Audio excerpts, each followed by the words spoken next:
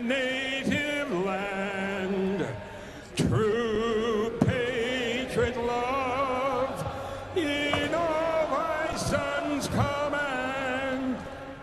With glowing hearts we see thee rise, the true North is strong and free. Ton histoire est une épopée des plus brillants exploits. God keep our land glorious and free.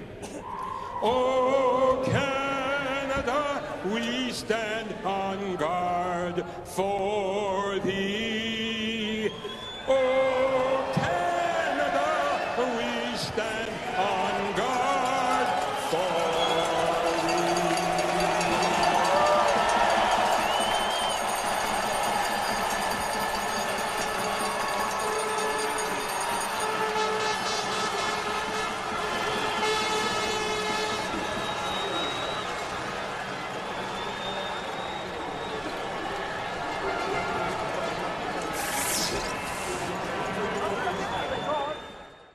package from Visions Electronics. If a kickoff is returned for a touchdown in today's game, thanks to Safeway's Touchdown to Win promotion. And if a second kickoff is returned for a TD, you could also win $1 million. Good luck, Lisa.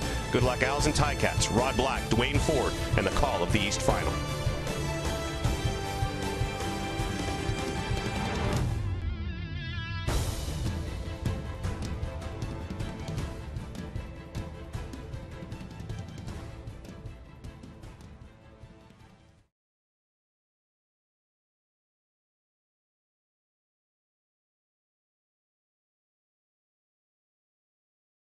CFL Eastern Final. Two great young quarterbacks at the helm of their respective teams today. Zach Collaros has been tremendous for the Hamilton Tigercats this season. He's 8-3 in his last 11 games. It's his first career playoff start. Also making his first career playoff start, the only guy who's been hotter the last 11 weeks, Jonathan Crompton of the Montreal Alouettes. 9-2 as a starter this season. He won his first career playoff start last week in his first career East Final today. Tom Higgins' team has come full circle. 1-7 they began the season. Finished 9-9. Won last week to advance here, beating the BC Lions. Kent Austin's team 1-6. Another complete turnaround. And so these two teams that have done the spinorama meet here at Tim Hortons Field.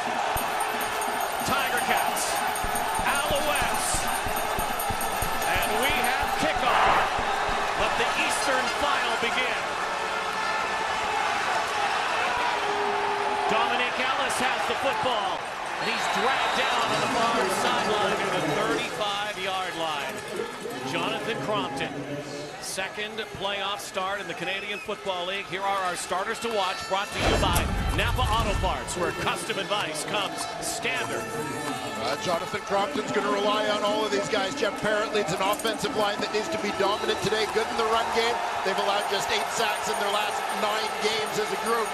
Deron Carter, third in the league in terms of receiving yards per game. He and S.J. Green offer that huge big play potential. And of course, that ground game, Terrell Sutton is out. They're going to rely again on Brandon Rutley, who had 98 yards on the ground a week ago. Play action right away, and the rush was on.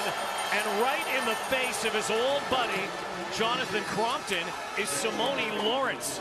Two guys who spent some time together in San Diego in the National Football League. And Simone Lawrence, of course, key to this defense, 5th in the CFL in tackles, but he does it all in terms of pass rush and coverage as well. Eric Norwood has been the most dominant pass rusher in the league since Labor Day with 11 sacks in that time frame. Keep an eye on that matchup on the corner between Delvin Breaux and Deron Carter on the outside. Here they come again. More heat. Crompton going for Brandon London, who can't hang on. Covered downfield. Brandon London tried to curl back to the football. Almost had it. And a very quick 2-and-out for the Montreal Alouettes. Well, Brandon London had a step on the corner out to the wide side of the field. Courtney Stephen. But the ball just didn't quite get there, so London unable to run under it. You saw Crompton under the pressure from the rookie middle linebacker, Taylor Reed, affecting that throw. Sean White, terrific year punting the football. Brandon Banks, terrific year returning the football. Finds the corner, and the Tigercats will scrimmage near their 40-yard line. Their first series. Zach Collaros, a year ago, he was down the road in Toronto. They made a big free agent signing to get Zach Collaros here, and he has excelled.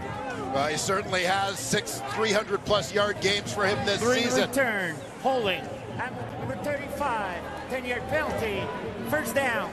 Among those he's going to lead on, of course, Luke Tasker, who led this team in receiving. He's going to get a little help with Andy Fantuz back in that receiving corps today. Nick Grigsby, 93 yards on the ground last time these teams met. Highest total by a Ticat running back this season. And of course, the aforementioned Brandon Banks has become one of the most versatile weapons in the Canadian Football League this season. Holding penalty on the return, so they're back at their 24-yard line. Nick Grigsby with the first carry for the Tigercats. Marc-Olivier Brouillette and Chip Cox with the tag team tackle, pickup of 8 yards. This veteran-laden defense for the Alouettes, of course, one of those key vets. Gerald Brown turned in a monster game last week against the BC Lions in that East Semi. Bear Woods has been the catalyst since coming back from the 6-game injured list early in the season, has been remarkable in the middle.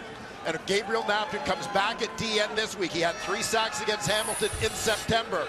Brian Brakowski out with an injury. We'll see a lot of Napton at the DN spot today. Second down to a first down. What a pickup late in the season for the Hamilton Tigercats.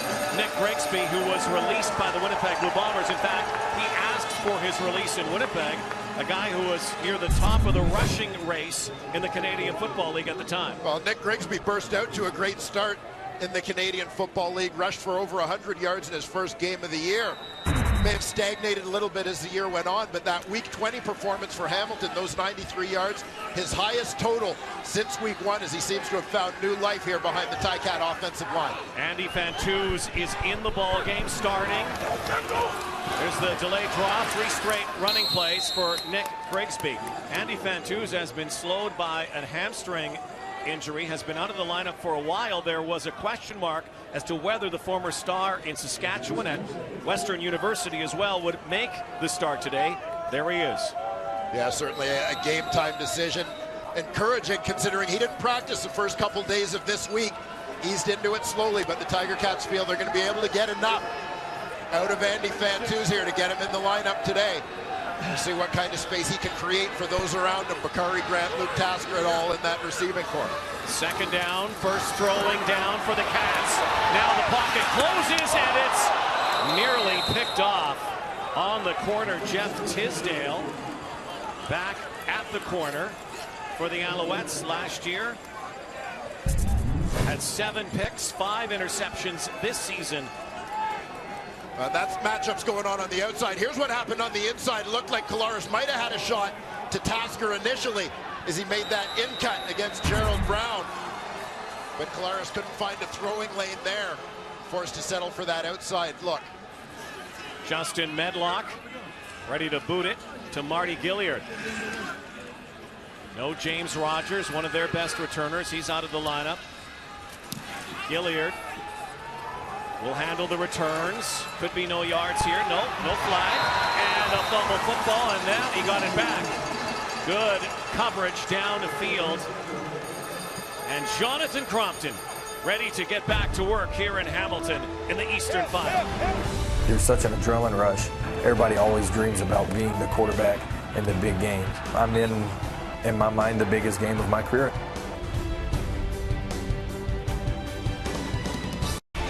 The CFL playoffs on TSN are brought to you by Wendy's Bacon Portobello Mushroom Melt. Back and available for a limited time. Wendy's. Now that's better. Inside the huddle, the Alouettes. Jonathan Crompton. Second season in the Canadian Football League, last year in Edmonton. Now with the Owls, a swing pass up to Brandon Rutley. Cuts back. And Rutley very close to a first down near the midfield stripe. 27-year-old Jonathan Crompton from Asheville, North Carolina. He has been one of the main reasons for this turnaround. Yeah, he certainly has. And Jonathan Crompton has been what you would label as the consummate game manager. He's not a guy who's put up huge numbers, hasn't lit it up. But the fact is, he's been very sound, hasn't made mistakes, and the bottom line, he's won football games. The key stat for any quarterback. Short yardage, Tanner Marsh comes in. Marsh, who got some starts last year, and of course this is all in the era AC after Calvillo. Anthony Calvillo for so many years, the legend in Montreal. Retired before this season, of course. Had his number retired this season. And there was supposed to be an adjustment period, some withdrawal. Jonathan Crompton went from the AC era to the JC era. Yeah, he certainly has a completely different personality and approach. But what he did, I believe, was settle down a team that was feeling a little bit of distress early in the year. A lot of motion in the backfield, and Rutley handles the mail. Former star at San Jose State, a guy who spent some time here in Hamilton. 2, 4, 6, 8, 10, 12. And now is with the Alouettes. And as a spare part becomes a big part in the playoffs. Well, he certainly has. The importance of this run game. Brandon Whitaker went down in September. They had Terrell Sutton, who had already been on the roster. Sutton took on a bigger role, was very productive in the backfield for this team. Sutton goes down in the playoffs, and Rutley is the next man up. 2nd and 5. Out to the flat for Gilliard. A little shake and a shimmy up near the 40-yard line. Rico Murray with the tackle. And on 2nd and 5, a successful second down conversion. Jonathan Crompton to Marty Gilliard. And Gilliard, the man motion across that formation, just a quick hitter out to the flat. Right now, the Alouettes are doing a very good job. Credit to offensive coordinator Ryan Dinwiddie in terms of play calling, keeping the Ticats off balance a little bit. Hamilton on the first play of this series started with 5 D linemen on the field anticipating run. They're getting play action, they're getting pass, they're doing a nice job mixing it up. Pounding it up the middle this time, just a 3-yard pickup. So much attention has been given this season, Rod, to the changes to the coaching staff, the additions of former NFL quarterbacks, Turf Schoner, Jeff Garcia, working with the quarterbacks, working with the receivers. But I think a big part of what it's done has allowed there to be a little bit less pressure, quite frankly, on Ryan Dinwiddie to do too much and allow him to focus on his play calling. Play call here, likely a throwing down, 2nd and 7. Here comes the heat. There goes the football. Gilliard again has a first down and more. Marty Gilliard, another player who has not seen a lot of playing time for the Alouettes, getting into the lineup because of injuries the last few weeks, and he's capitalizing. Well, he certainly is in motion a lot, releasing from the backfield. You've got a guy who can create some mismatch problems, Gilliard, with his speed. Particularly as the Ticats, when he's in motion, they're trying to deal with switches, trying to communicate who's got him, getting some different looks with a guy who, as you said, is playing a bigger role than we've seen offensively all year. Crompton has his man down near the goal line. It's a touchdown. S.J. Green hauls it in, and the first score of the game goes to the Alouettes. I told you, I'm not talking about S.J. Green. We tried to tell y'all. So much talk this week. The Owls came in as they're talking about trying to tell you all, but the fact that they said they were coming in and they were only thinking about one thing. All winning. about the win, absolutely. And this was a team that lost here in week 20, and it cost them a chance to be hosting this game. Cost them a bye last week, but they certainly demonstrated against the BC Lions that they were a team motivated to get back here for another shot at the Hamilton Tigercats. S.J. Green in his office, the end zone in the Eastern Final. It's exhilarating. I live to make those plays. It's a great feeling.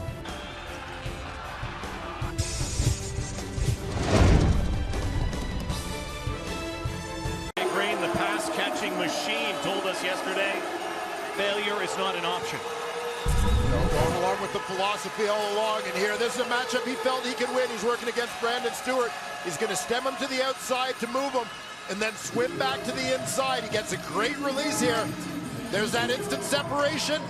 Ball on the money from Crompton, and the big boy biting his way to the end zone. The look on Kent Austin's face says it all. That was knife through butter on that drive for the Montreal Alouettes.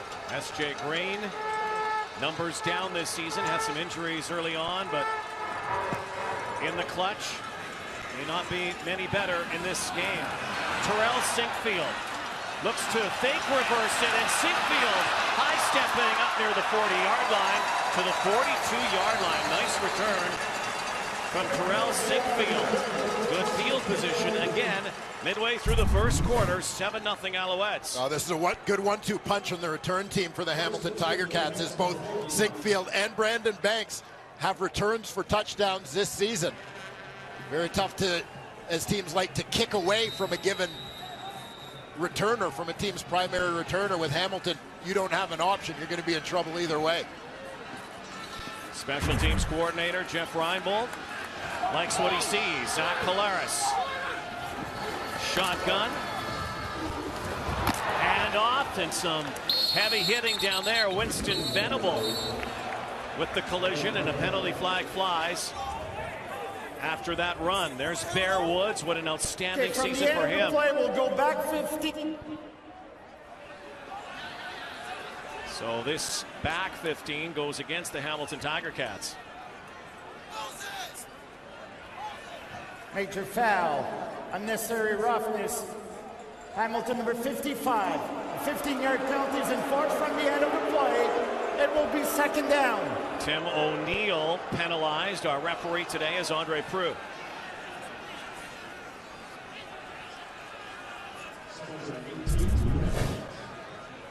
The guard, Tim O'Neill, you see him towards the bottom of your screen. He's going to head for John Bowman just as this play is whistled dead. Takes a shot at the veteran defensive end. That's going to earn him a flag, something that's been pretty consistently called away from the ball this season, the unnecessary shots. Hamilton, most penalties in the CFL this season, something they had to clean up. Sinkfield drops. A flag is also dropped. Two teams with a lot of animosity between them. Dates back to the final game of the regular season. A lot of trash talk going on, particularly from the Montreal side this week. Although they say it wasn't trash talk, it was mostly just illegal boasting. Block, ends to the face. Montreal number 12, 10-yard penalty.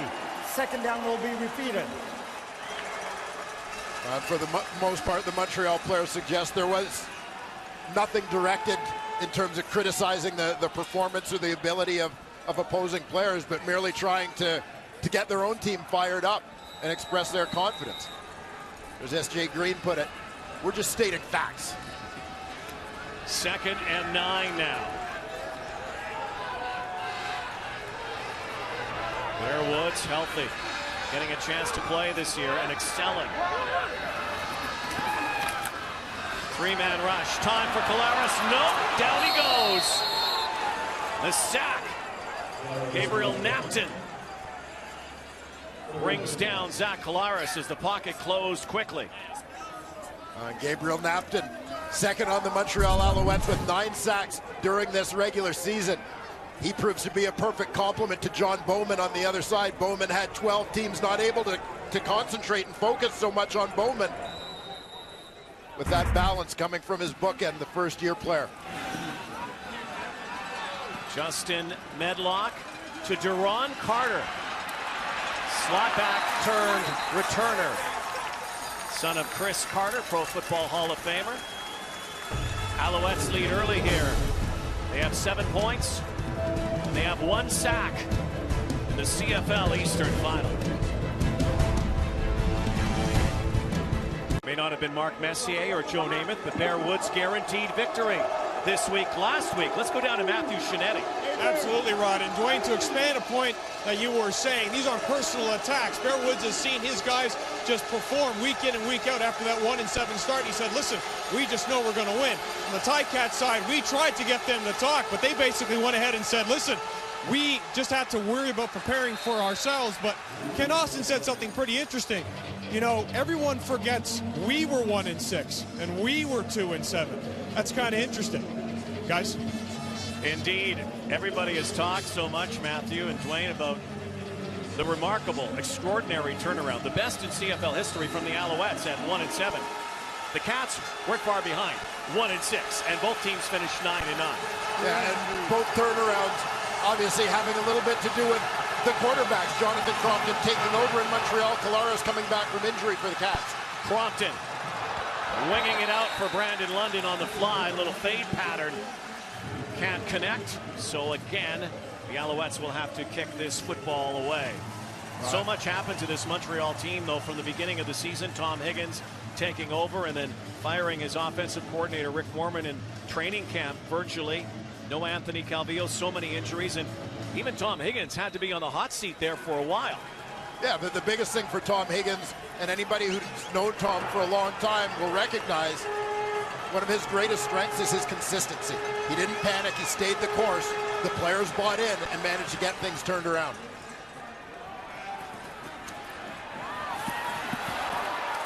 Brandon Banks is sprung. Look out here. Brandon Banks. Penalty flag. Down to the 10. He's going to walk in, but he knows this is coming back. Fireworks go off, but a premature celebration here. Because of that orange piece of nylon on the field. During the return, holding, Hamilton, 10-yard penalty, first down. Brandon Banks just spiked his helmet after spiking the football. And a big oops on this return. Brandon Banks had gone the distance. Well, and the flag came as Banks had only the kicker to beat. We'll see if we can detect it here. Watch for the flag in the background. Right there, Likely, perhaps on Bo Landry, number 23. Tough to say. So that is negated. Cats take over at their 46. Play action again. Collaros to Luke Tasker, and Tasker, the son of Steve Tasker. Such an interesting dynamic, having two former NFL players and their sons on the field. Luke Tasker, son of Steve, the former great Buffalo Bill. Duron Carter, the son of Chris, the former great Viking and Eagle. Injury near the midfield stripe. This is the Montreal free safety, Marco Briette. Kind of got caught with his head down as he came up to get involved in that tackle on Luke Tasker. An immediate concern, Briette on the right side of your screen, number 10, steps up and watches they go helmet to helmet. And that his head gets jolted to the side. Violent collision there. Marc-Olivier Briette, who has had injury issues in the past. They'll attend to him and we'll come back to Hamilton. CFL playoffs on TSN, brought to you by Nissan, official vehicle of the Canadian Football League. 3:37 to go in this first quarter, and both teams on their knees surrounding Marc-Olivier Briette. Obviously very concerned with his health after that helmet collision with Luke Tasker.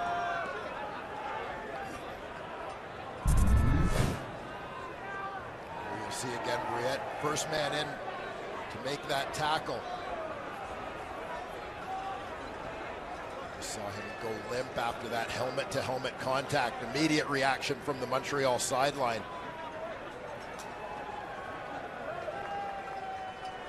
Here is the best news of all after seeing something like that, and there are so many collisions in this sport that Marc-Olivier Briette is up. He's a guy who's had some devastating injuries in the past and has fought back through this. This is a former quarterback, by the way, before he came into the Canadian Football League, and such a good sign to see him up. Big hand from the Hamilton faithful here. And so people understand Marco Brienne, this is a guy, he doesn't need to be playing football. This is a guy with a law degree. And he could be making a lot of money doing other things, and he wouldn't have to hit anybody. He is a lawyer. Yeah, it is strictly about the love of the game. And a tremendous player, by the way. Again, a guy who used to play for the Montreal Carabins. And how about the Carabins? Oh, we got a little rivalry, whole rivalry week getting set up here with the Montreal and Hamilton. University of Montreal set to take on McMaster in next week's Vanier Cup. Another Canadian free safety comes in. Mike Edom, former Calgary Dino. Collaros pump fake. Now has some room. Now it closes, goes over the top. It's Tasker again inside the 30-yard line. This is where Zach Collaros becomes so dangerous. Gets off script, out of the pocket, and he's strictly a playmaker. Things break down in the pocket. Little bit of pressure coming here. He's got to get on the move. Eyes downfield. Spots his boy, Luke Tasker, who had just escaped from Winston Venables. Finds an open window there to pick up a Tigercat first down. Close to the score zone. Grigsby, left side. And he's knocked out of bounds by Gerald Brown. You know, back to Luke Tasker for a moment. A guy who grew up where the apple doesn't fall very far because his dad, of course, was a wide receiver and a gunner on the special teams, Pro Bowler for the Buffalo Bills, and a chance to text with him yesterday. He's broadcasting now for CBS today, the Atlanta-Cleveland game. And I said, you know, if you had to interview your son right now, would you have a question for him? And he said, just wanted to know if Luke got the tickets for the family. And he did. And we're hoping the family, by the way, was able to make it from the Buffalo area, which was hit hard by snow this week. Our thoughts with all the people in Buffalo. Collaros, end zone, and Jeff Tisdale, and obviously a broken route there, could have been picked. Well, Tisdale, former Hamilton Tigercat, noted ball thief, 29 career interceptions for Tisdale. Would have loved to have added a playoff theft to his tally.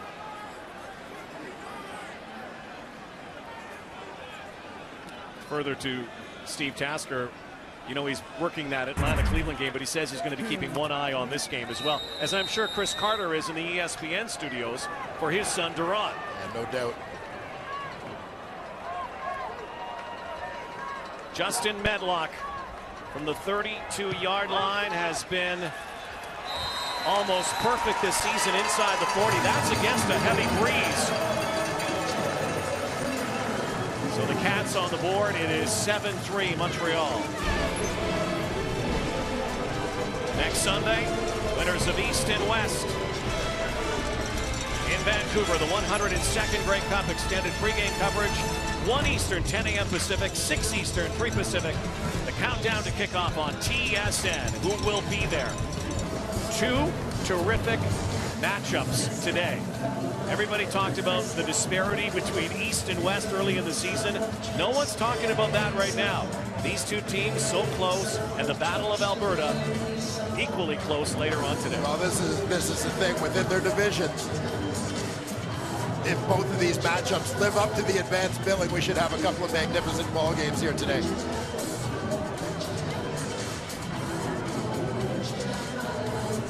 Again, these teams essentially faced each other in a playoff game 2 weeks ago. The final week of the regular season for the Hamilton Tigercats. It was do or die. They needed to win to make the playoffs. Winning by a certain margin allowed them to claim first place over the Montreal Alouettes. They split the regular season series. This is the rubber match. In a stadium they have not lost in. Stadium they took a long time to get here. Basically a transient team the last 2 years. Played in Guelph last year, still made it to the Grey Cup game. Played in McMaster for most of this year. And then Labor Day opened this stadium and have not lost here. 6 straight wins at Tim Hortons Field. Absolutely jammed today, 24,000. 4-point difference right now. 2 minutes to go, opening quarter. Marty Gilliard chased down by Rico Murray, steps out of bounds. The only touchdown so far, S.J. Green, who was working against Brandon Stewart. A lot of talk from S.J. about the guy who covers him. I was asked the question, just to speak on myself. I won't speak on anybody else, but I was asked the question of who I would think would be covering me this week. And I answered the question. And I wasn't talking trash. I was simply stating facts that if he covers me, he has no chance. And I'll say it again, he doesn't. He can't cover me one-on-one. And he knows that. Well, so far, S.J. Green has won round one. Long game. Crompton now is buried and sent backwards by Ted Laurent. And the first sack for the Tigercats.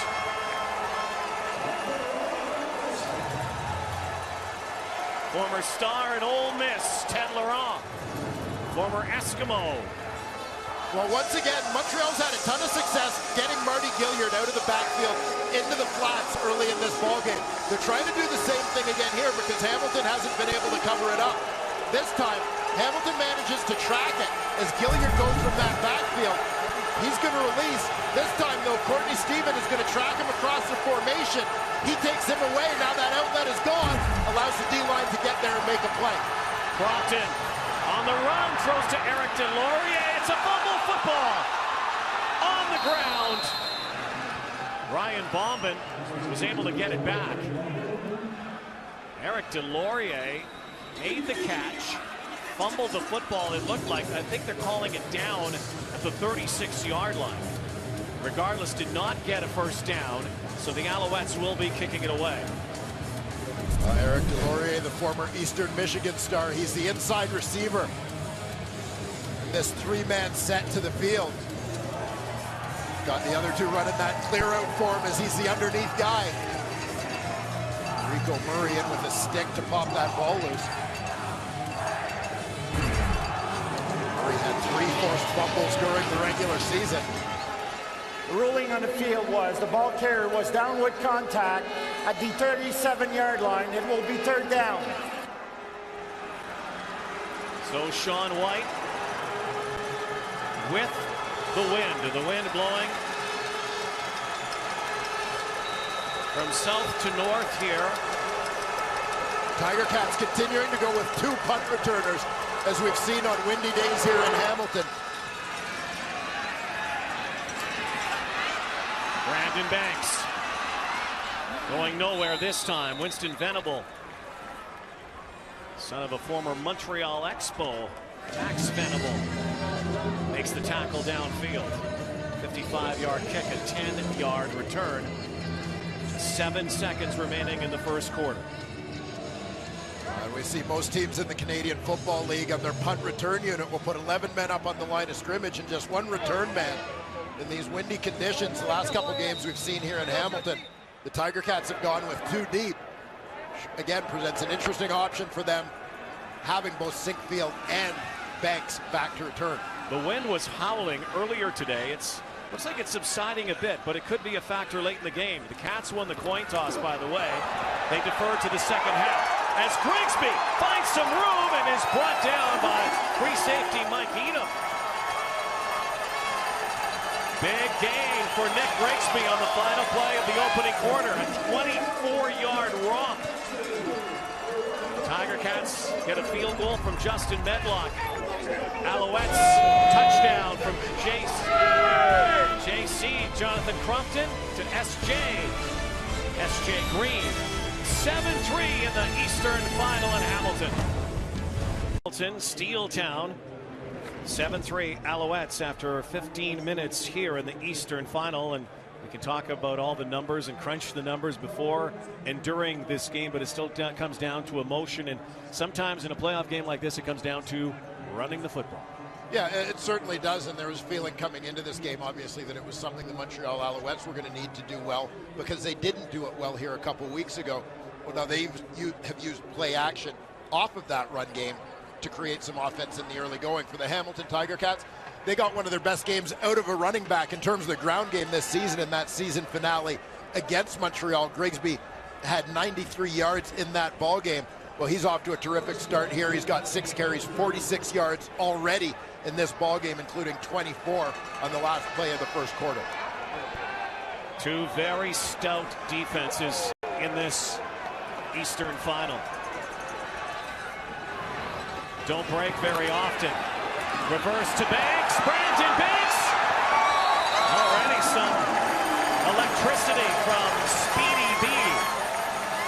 A return that was brought back by penalty, and you can see why Ken Austin and the Tigercats love this former Washington Redskin. Yeah, and we've seen Brandon Banks become an increasingly important part of this offense as the season has gone on. And of this team as a whole, Banks has kick return touchdown. He has a punt return touchdown. He's had touchdowns as a receiver.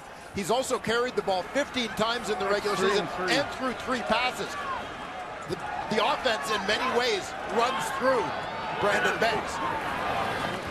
Quick hitter to Terrell Sinkfield. Makes one move.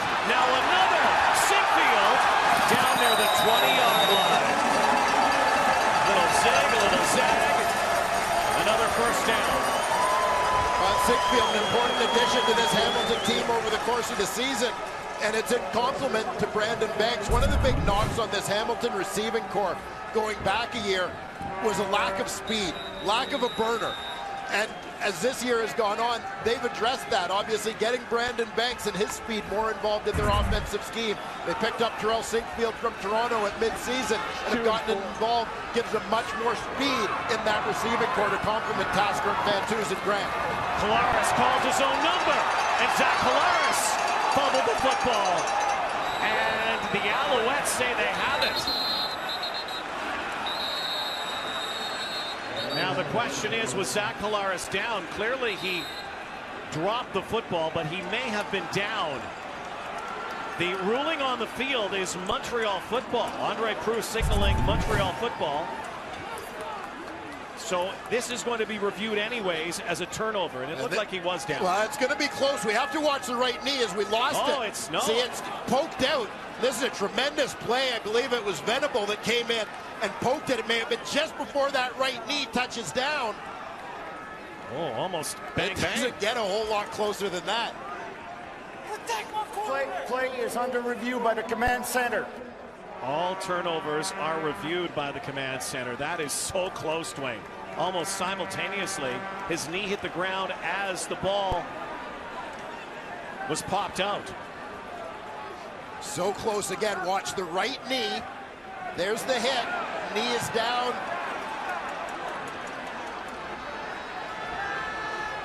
It honestly looks to me like the ball is out a split second before, but that I'm saying that partly instinctively.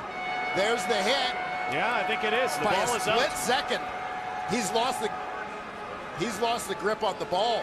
So that looks like, if you go by that replay and maybe even this one, that looks like a clean turnover. And I'll come right out and say I believe that the ball's out a split second before his knee is down, but it wouldn't surprise me a bit if they rule it inconclusive because it's that close.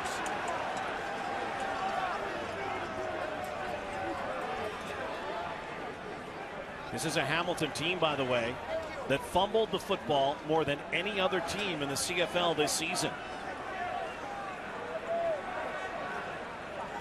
Upon review, the ruling on the field is confirmed. The ball carrier fumbled the ball prior to being down.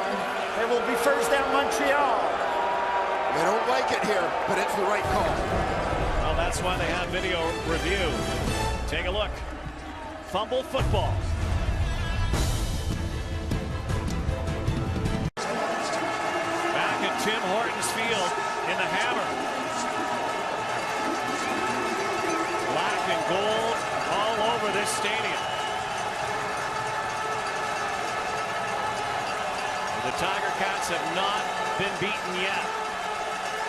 6 straight wins. They trail 7-3 in the Eastern Final. But a turnover. Chris Rainey into the ball game. They will give the rock to Rutley or Rainey, Chris Rainey. A little bit of a different runner than Brandon Rutley, but again, two of these guys who at the beginning of the season, Montreal Alouette fans probably didn't think they'd see right now. No, the Alouettes, a few games into the season, adopted a system where they were using two American running backs, rotating them occasionally on the field together, but getting touches for Brandon Whitaker and Terrell Sutton. Well, now, due to injury, it's become Rutley and Rainey in the biggest game of the year. Rutley back in, Crompton fires, picked, far side. Delvin Breaux with the interception. Turned right back. A guy who's made a name for himself is arguably the best corner in the Canadian Football League, Delvin Breaux. The guy denied an opportunity to play college football because of a serious neck injury suffered in high school. He's made a name for himself here and comes up with a huge play, stepping in front of that one intended for S.J. Green.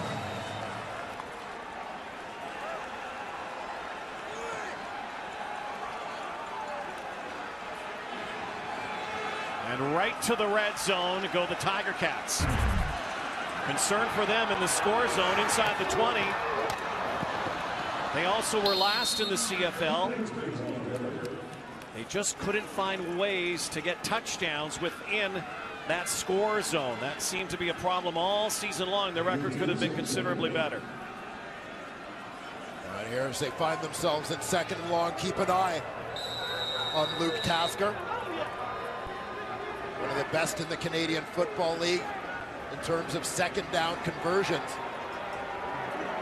And they'll have the other option here as well in Andy Fantus, who's been out of the lineup in recent weeks, but has been a go-to guy throughout his career in these situations as well. Here comes the rush again. Collaros now decides to go down to the 10, tackled from behind and fumbled again. Kyrus Hebert laid a lick on Zach Collaros, who is slow to get up. And there's a penalty flag at the 12-yard line. Collaros gets adjusted by Samuel Giguère. Major foul. Unnecessary roughness. Montreal number 34. Half the distance for goal. First down. So that hit deemed unnecessary. Well, it's a nice pickup here. Nick Grigsby tracking across the formation to pick up the linebacker Venable off the edge. That allows Collaros to step up and escape. Now watch the pursuit of Hebert.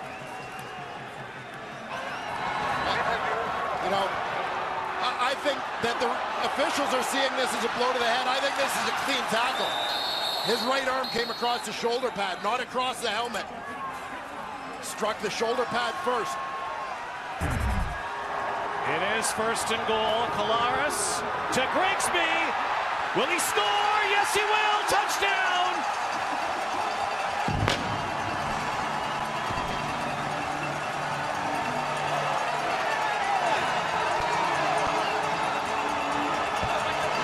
And the Hamilton Tigercats surge in front.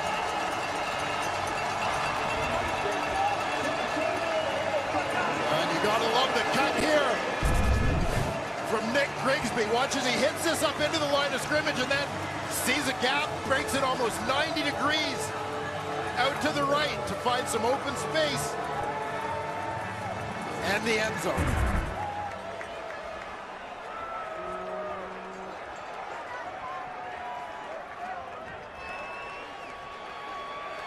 Point after from Justin Medlock. The great Grigsby strikes again. Drive orchestrated by Zach Collaros. Hamilton leads 10-7. Big games like this is why you play the sport. You want the ball in your hands at all times, and you kind of relish the opportunity to go out there and play for a championship.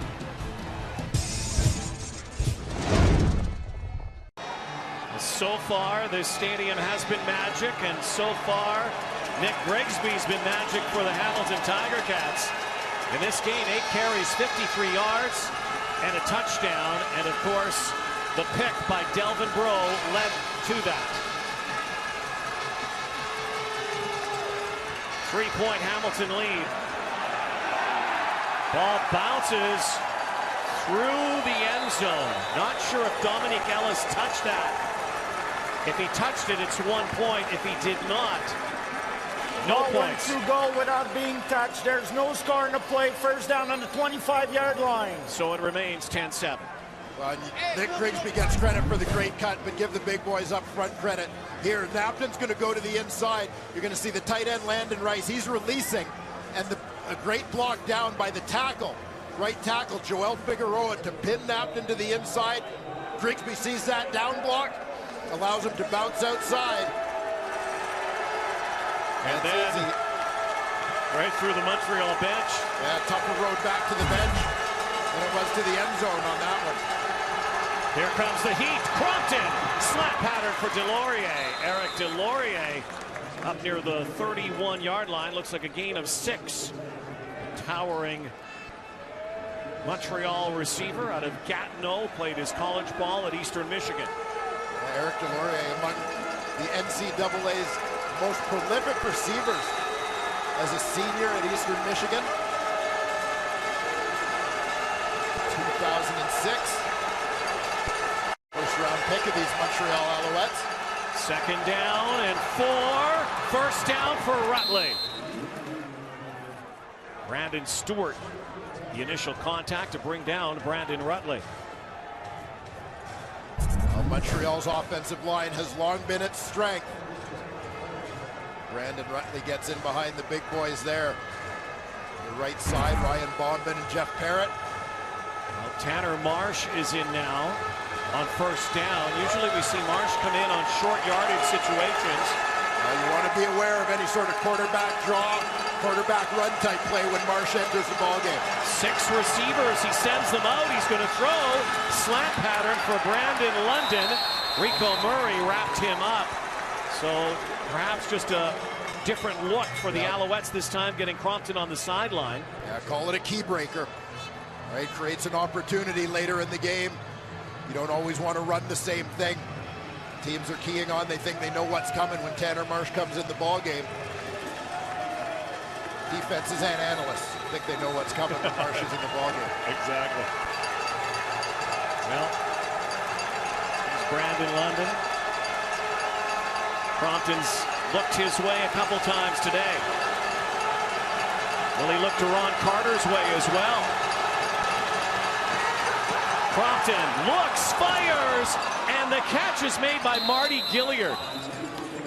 4 to 5 years ago, Marty Gilliard was catching passes from Zach Collaros at Cincinnati.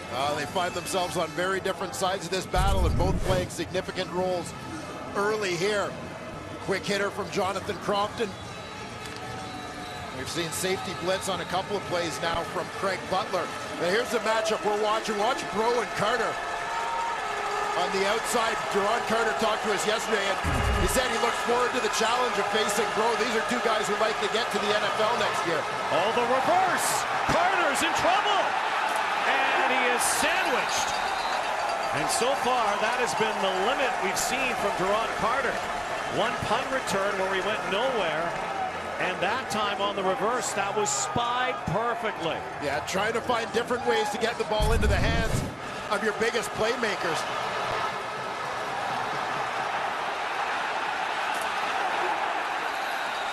But you get the sense that the Hamilton defense knows where number 89 is lined up at all times. Number 89, though, is a game changer. Not seen the last of him. Crompton down the sideline. Breaux pushed him out of bounds. As that ball was overshot. Ron Carter wanted a penalty flag. There's one that just flew now. And it's likely objectionable conduct. Well, Jonathan Crompton was looking on the outside for Duron Carter. But I suspect that S.J. Green will be in his ear when they get back to the sideline here, and you'll see why in a moment. After the play, objectionable conduct, Montreal number 89, 10-yard penalty, third down. A lot of trash talking, a lot of chirping going on, but watch the play. Well, the matchup on the outside is where what Duron Carter's complaining about, but on the inside, you're going to see again, it's S.J. Green working against Brandon Stewart, a battle that Green thinks he can win, and this time again, stems outside. Stewart bites outside, and S.J. Green's open in the middle of the field. Duron Carter thought that he was interfered with on the sideline. There's a challenge flag from Tom Higgins. And they may have a point here. He was basically thrown out of bounds by Delvin Breaux on that near sideline. So they are going to challenge it. For those viewers in the United States, defensive pass interference is reviewable in the CFL this season for the very first time. You saw in the previous play that this is going to be physical. Montreal is challenging the ruling on the field. They believed there was defensive pass interference on the play. The play will be reviewed. I mean, Duron Carter talked about it. We saw it on the previous play. The physical battle going on between Breaux and Carter on the outside. Duron Carter talked about it. He said, we see on film all the time, Delvin Breaux will just jam receivers out of bounds. He's tough, he's strong, he's physical, he's technically sound. Here he gets a hand on Carter and he just rides him. And then, as much as anything, it looks like Duron Carter loses his balance as Delvin Breaux is just riding him on that jam. It looked as well that Carter initially put his straight arm out in the first place. So they're going to look at this at command. 55 times this season, defensive pass interference was challenged, 17 overturns. Successful challenges. Let's take another look.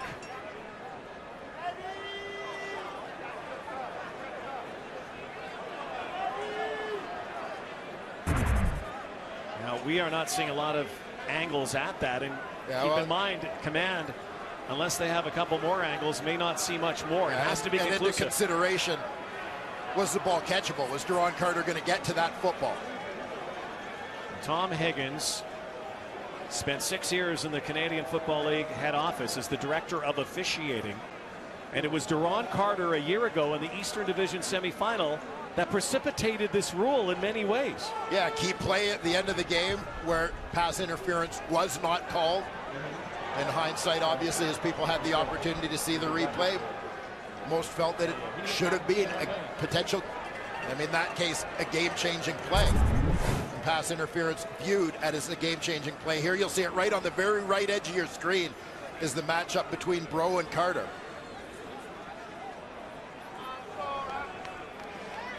Let's go down to Matthew Shinetti. Yeah, guys, I'm just standing right by the officials table here, and I heard Andre Preux ask the linesman if the ball was uncatchable, and I heard the linesman say the ball was totally uncatchable. And the ruling is going to come from the command center.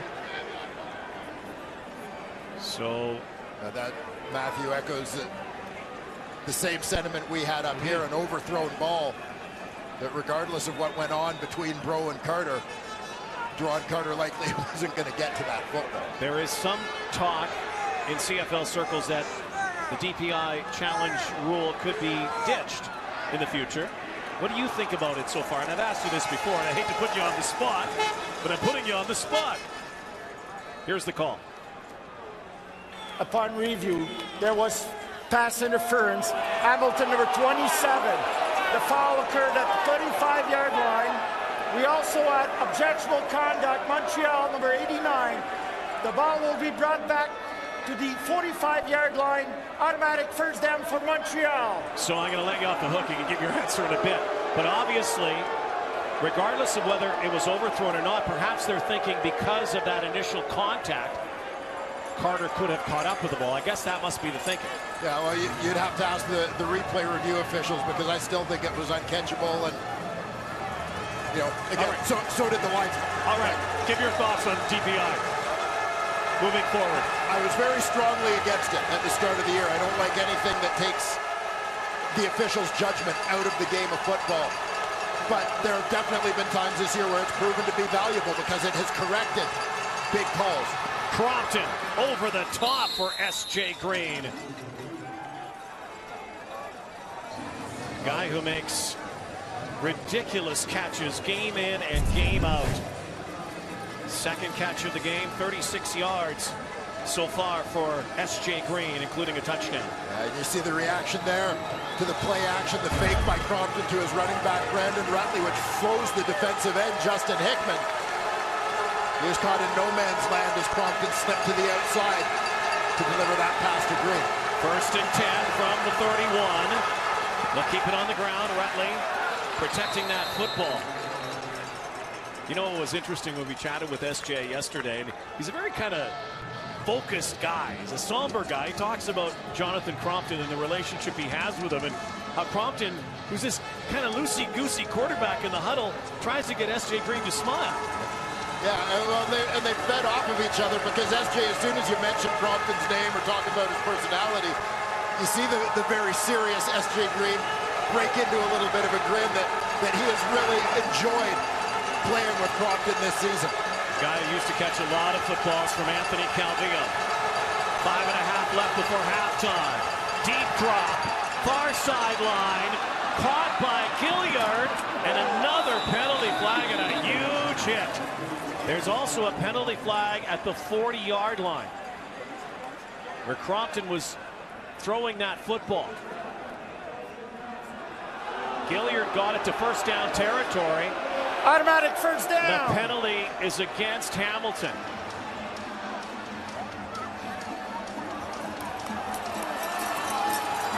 Little too close to Jonathan Crompton. Yeah, watch for Eric Norwood, who's going to come around the edge. He's going to deliver a hit on Crompton after he throws this football. You know, those old SEC grudges die hard. South Carolina product, Norwood against the former Tennessee Vols quarterback, Jonathan Crompton.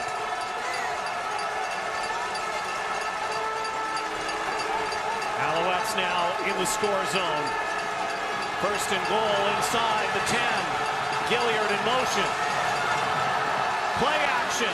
End zone. Touchdown, S.J. Green. And so far, he is living up to his promise. I played many years in my career under head coach Wally Bono in Calgary, and he always said he was fine with trash talk as long as you back it up.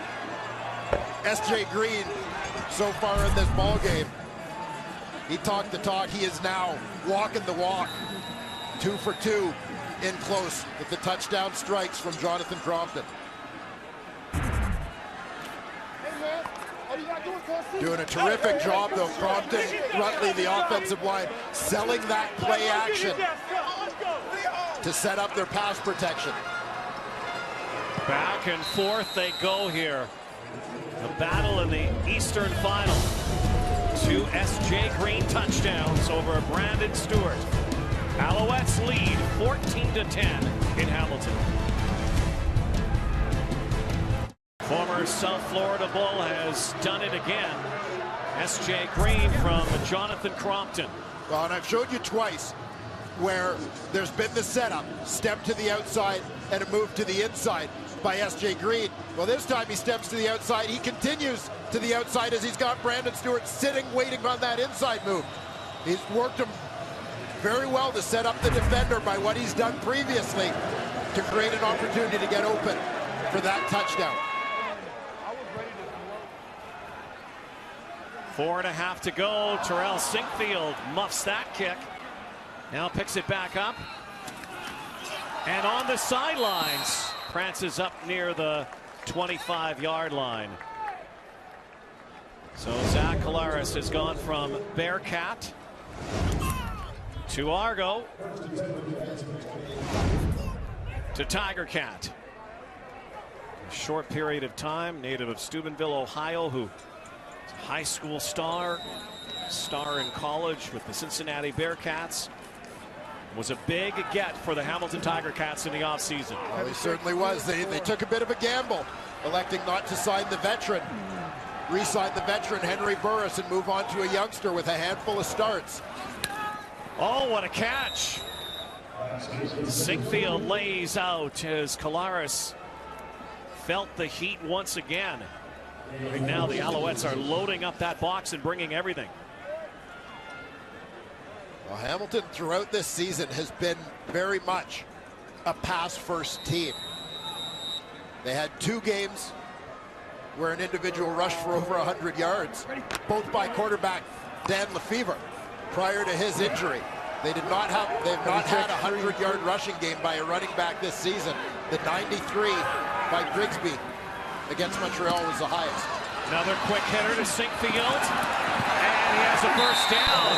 Great second effort. Oh, what a straight arm. He looked like the Heisman Trophy there for a moment. Big straight arm from Terrell Sinkfield.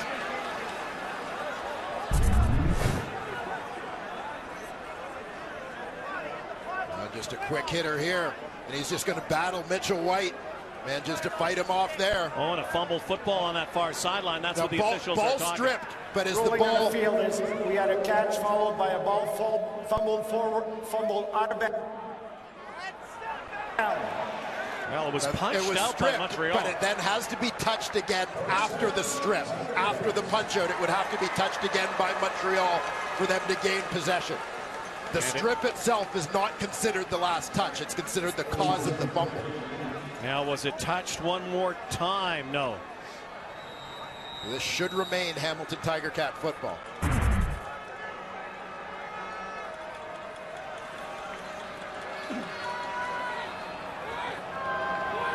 Clock ticking down to the 3-minute warning before halftime. Collaros looking, floats it out to the far side for Tasker. And Luke Tasker has another first down. So in case you wondered what Zach Collaros was waiting for before he got rid of that football, he had Brandon Banks matched up deep against Gerald Brown, but Brown was right with Speedy B, so he had to check it down. Zach Collaros, Luke Tasker connect again. A 3-minute warning here in Hamilton. Hey there, I'm Zubin Mehenti. Coming up on the CFL Halftime Report. One of the greatest moments in college football history happened 30 years ago today, and it involved a CFL legend. Who is it? We'll tell you at the half. Rod, Dwayne, back to you. Playbook as well. Back to Rod and Dwayne. All right, thank you, Rod. Looking forward to that one later today. This has been a tug-of-war so far. Lots of offense, too, as Moses Madu gets his first touch. Madu has been in and out of the lineup with injury. Well, we talked about the Alouettes' injury issues at running back throughout the season, how they've had to work their way through the depth chart. Moses Madu took over as the starting running back when C.J. Gable got injured early in the season. Madu, when he ran into his own injury issues, that led to Nick Grigsby being brought in, and Grigsby has produced and essentially has sort of taken over that starting role, but Madu makes his way back into the lineup this week. 36. And he'll spell Grigsby from time to time in this offensive set. Grigsby back in. 2nd and 9, likely for blocking help here. He's the outlet now, and whipping it in for Tasker. He's been the main man.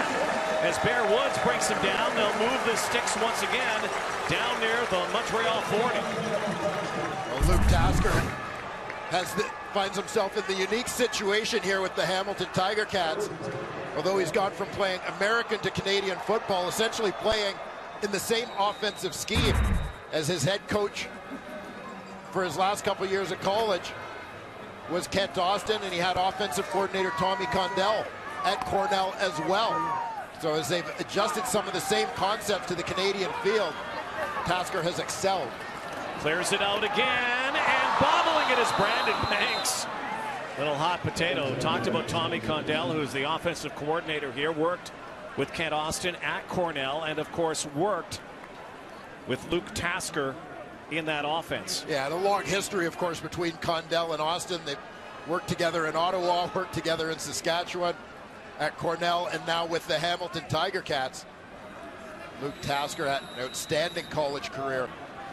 The Cornell Big Red, NFL shot last season with the San Diego Chargers before joining the Hamilton Tigercats at mid-season. Has been on basically a 1,000-yard pace through his year and a half in the CFL. Polaris pump fake again, swinging it out. Madu now has running room, and a convoy, and down near the 20. Moses Madu to the red zone. This is how you run the screen. Zach Collaros doing a nice job buying himself time as Madu is going to set up to block, and then he's going to release to the front side. Collaros has to dance a little bit to buy time for Madu to get there. He gets the big boys out front. Joel Figueroa is out there. Brian Simmons is on his horse. They're just looking for white jerseys. Surprisingly, a lot of offense in this game. We came in thinking it would be some defensive domination. But both offenses clicking here. Brandon Banks on the far sideline. Their last meeting, the defense is one out. Yeah, the chess match is on now. You saw Tommy Condell a moment ago. And here is his chess opponent, if you will, defensive coordinator Noel Thorpe, who's done an outstanding job with the Alouettes D these last couple seasons, coming over from the now Vanier Cup-bound Montreal Caravan program. 2nd down and 4. Sniffing the end zone. Pump fake. End zone. And unable to lay up for it again is Brandon Banks. As Zach Collaros couldn't deliver the ball into his mitts. So Justin Medlock returns to kick a field goal. And he's looking for Brandon Banks. He's matched up out on the corner with Jeff Tisdale.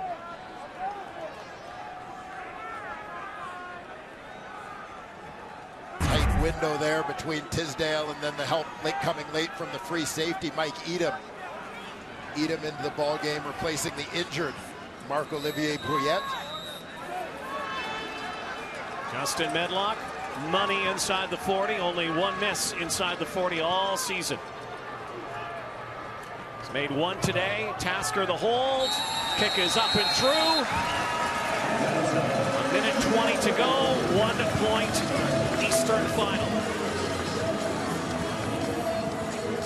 Your HBO subscription just got better with every season and every episode of your favorite HBO series now available on demand. Shows such as Boardwalk Empire, True Blood, The Newsroom, Dwayne Fort's favorite, True Detective, and Game of Thrones. Subscribe to HBO Canada now and never miss an episode. Well, two strikingly similar teams in their path here. Almost identical looking in the mirror. Two young quarterbacks who took over from future Hall of Famers in their respective cities. Running backs who came in because of injuries. And two great defenses. Quite a matchup. Let's go down to Matthew Shinetti.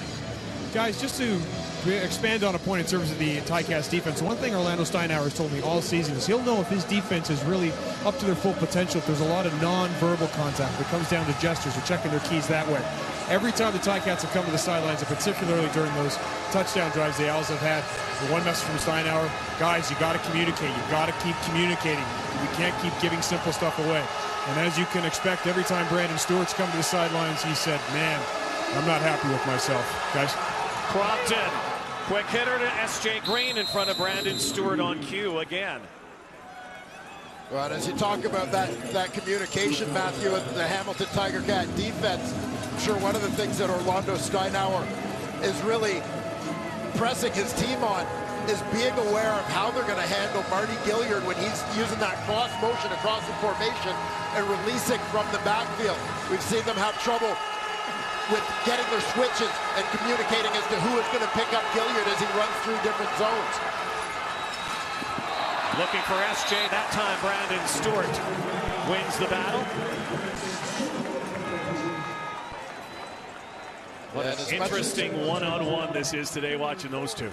I'll tell you, as much as S.J. Green is winning this battle today so far with a couple of touchdowns, and he feels confident in the matchup, Brandon Stewart, this is a good veteran defensive back, absolutely no slouch. A guy who's been real important to the Tigercats' success this season coming over from Winnipeg. He's played most of his career as a corner on the wide side of the field. He's made the adjustment to that boundary halfback spot this year. It'll be a great matchup to watch. 2nd and 10, and Gilliard can't hang on. You talked about Marty Gilliard and how suddenly he's become a weapon in this Montreal offense. He only had 2 catches for 16 yards in spare time in the season. He's already doubled his production in this game alone. Yeah, he got hurt very early in his tenure as a Montreal Alouette. Spent most of the season on the injured list.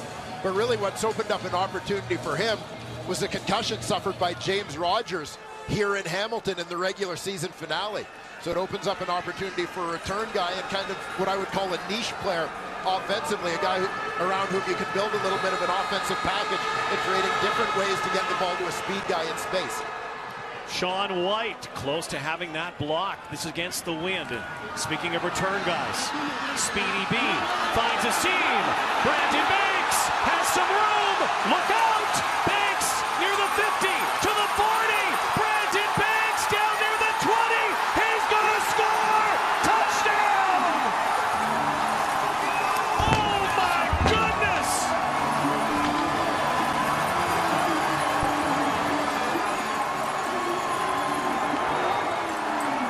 Unbelievable return from Brandon Banks! Mr. Electricity! Speedy B strikes again. Now, you know, I think they already did a vote on the play of the year in the CFL, but we have a late entry. Get it in quick. There's a candidate. What a ridiculous run from Brandon Banks.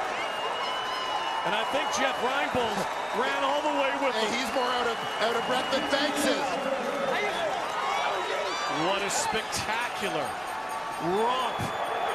Banks, who had one taken back because of penalty in this game, puts the Tigercats in front.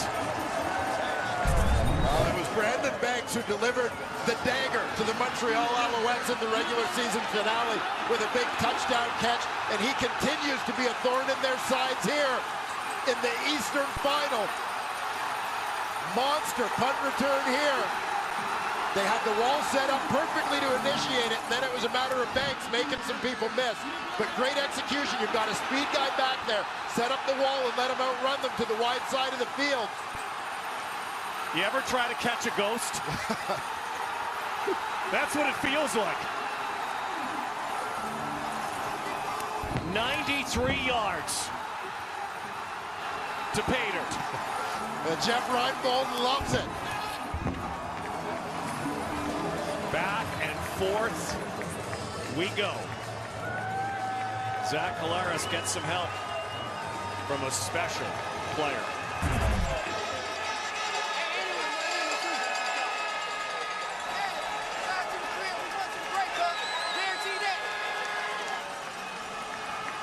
Brandon Banks' story, his journey to get here, incredible.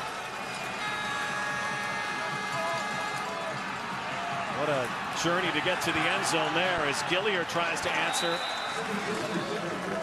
This is a guy who transferred schools, Bakersfield College to Kansas State, went to Washington, played with the Redskins. Punt return touchdown in his first preseason game, ran into injury problems. They called him crazy legs. Look at the yards that he piled up this season. This was also a young man who was stabbed a few years ago, had a punctured lung, and was lucky to be alive. Yeah, let alone lucky to be playing football. Been through so much in his journey to be here. Ken Austin absolutely raves about what a great young man he has become and what an important part of this Hamilton Tigercat football club he has emerged as. And when you go down on the field and you're around a lot of these hulks, you go near Brandon Banks without his equipment on, you think he's one of the ball boys.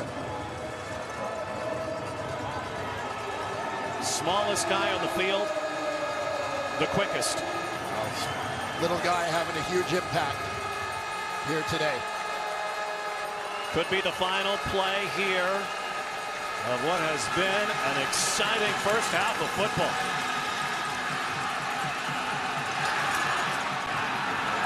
Brandon Rutley bursting outside, and after 2 quarters, Dwayne Ford anybody's ball game here. All we wanted was for this game to live up to the advanced billing. And so far it has. Tremendous matchup. 2014. The Hamilton Tigercats lead the way at Tim Hortons Field.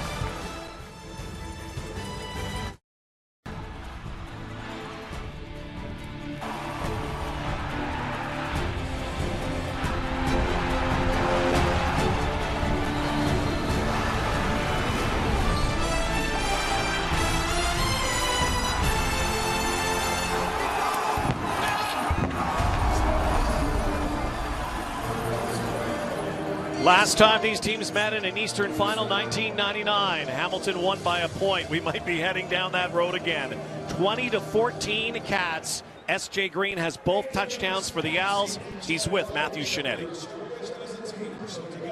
The Ticats coverage. Talk about the Ticats coverage. How do you think the first half went? I think we made a couple plays, not enough. We got 14 points, we're down 6, so made enough plays to get in the position where we are now, but not enough to be in the league. What has to be the key then in the second half for you guys offensively?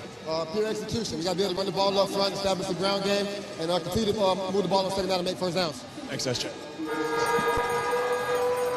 I'm sure Tom Higgins would echo that. Well, certainly need a little more S.J. Green in the second half of this football game. He's been outstanding so far for the Alouettes. He and Marty Gilliard supplying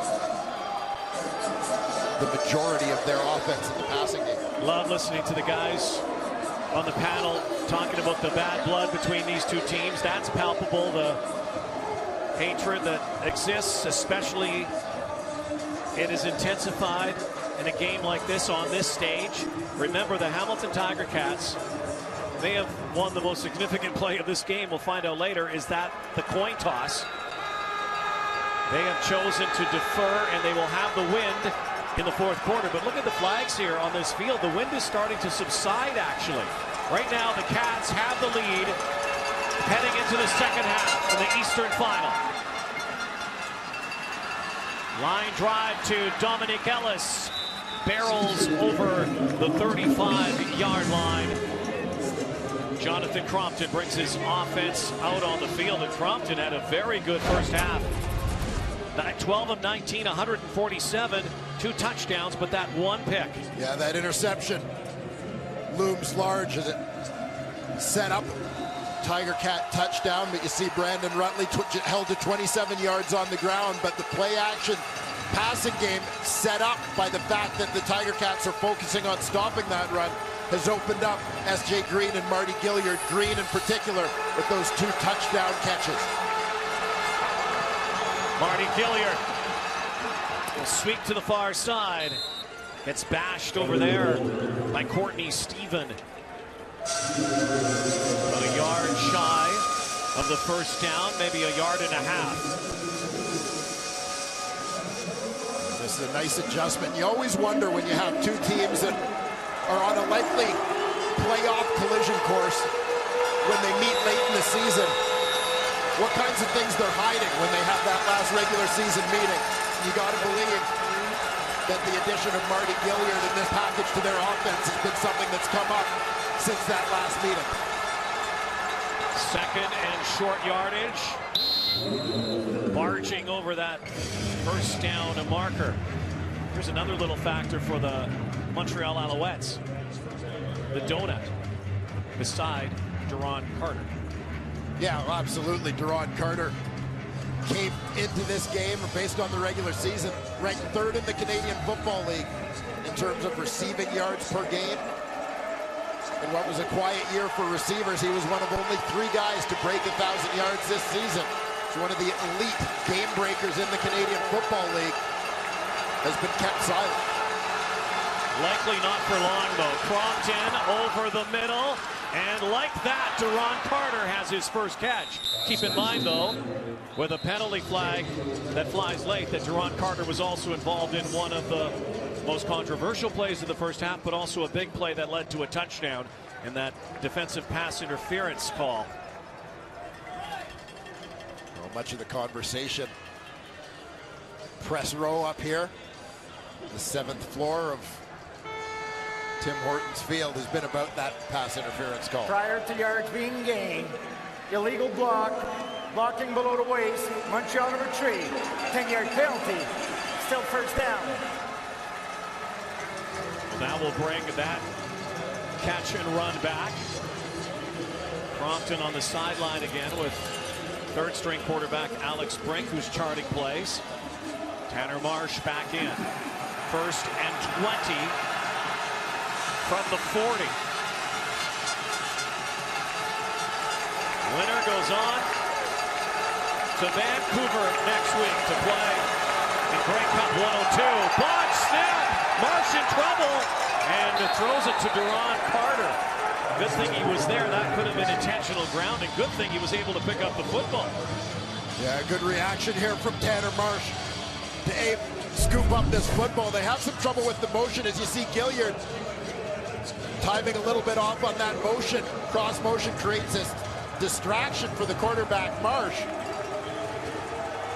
Jonathan Crompton sees things come apart, but Tanner Marsh able to avoid a bigger loss by basically chucking it at the feet of Duron Carter to A, avoid the sack, B, avoid the grounding call, as you mentioned. Long-haired, native of Asheville, North Carolina. Jonathan Crompton back in. Play action. Here comes the rush. Goes in deep, looking downfield again for S.J. Green, and Sean White will return to the field. The punt team comes out. Well, this is a couple times we've seen as they've tried to stretch the field, both in this exact same area of the field. Jonathan Crompton attempting to go deep, but hasn't been able to fully extend and step into his throws because of that collapsing pocket. The pressure provided by the Hamilton defensive line has forced those underthrows, taking away the big play potential of the Alouette receivers. White near his 30 will launch this. 2 men back again. Brandon Banks gets a nice block. And a penalty flag. Looked like a clip, a block from behind that will take that ball further back. Likely this time, Hamilton Tigercats guilty a special teams penalty. Have to find a way to contain this guy as Kyrus Hebert gets into it with Brandon Banks. Basically ran into his belly button. Well, both guys look like they walked away with smiles on their faces from that exchange. Lots of jawing going on. Return, illegal block. Hamilton number 45, 10-yard penalty, first down. So a long field this time. Brandon Banks, really the difference in the ball game. This burst for 93 yards and a touchdown. Tom Higgins, mastermind of this turnaround for the Alouettes this season. Actually, these two teams, both of them, started the year 2-13 combined, and they finished off 16-5, and that's why they meet head-on. Tigercats lead 20-14 in the Eastern Final. Long field here, 100 yards to the opposition end zone. Brandon Banks into it with Gerald Brown. Brandon Banks does not back down. This is a guy who has played with and been buddies with RG3 in Washington, good friend of John Wall of the Washington Wizards. Been there and done that. His muscles may not be big, but they're effective. Sun peering out here. 1st and 10. Hand off to Grigsby. And dropped beautifully by Gerald Brown in the backfield. Read perfectly. Brown looming large on that series, but how about the first half? For Brandon Banks, had one punt return touchdown called back. Not this one. Tells him. Told him you'll get another chance. And sure enough, Beggs was ready when the opportunity came again. No flags on this one. No one was going to stop him the second time. As he gave the Tigercats the lead just before the half. Second down, looked like Montreal jumped. Offside, free play for Collaros. Throws it to Tasker. First down. Bear Woods, Jeff Tisdale, the tackles. Now, were the Alouettes drawn, or did they jump? Looked like it was offside. Offside. Montreal number 7. Penalties decline. First down. John Bowman, defensive end with the early movement there. Collaros, with what essentially would have been a free play anyway, steps up and hits Tasker. First down leads to the Ticats declining. Moving on.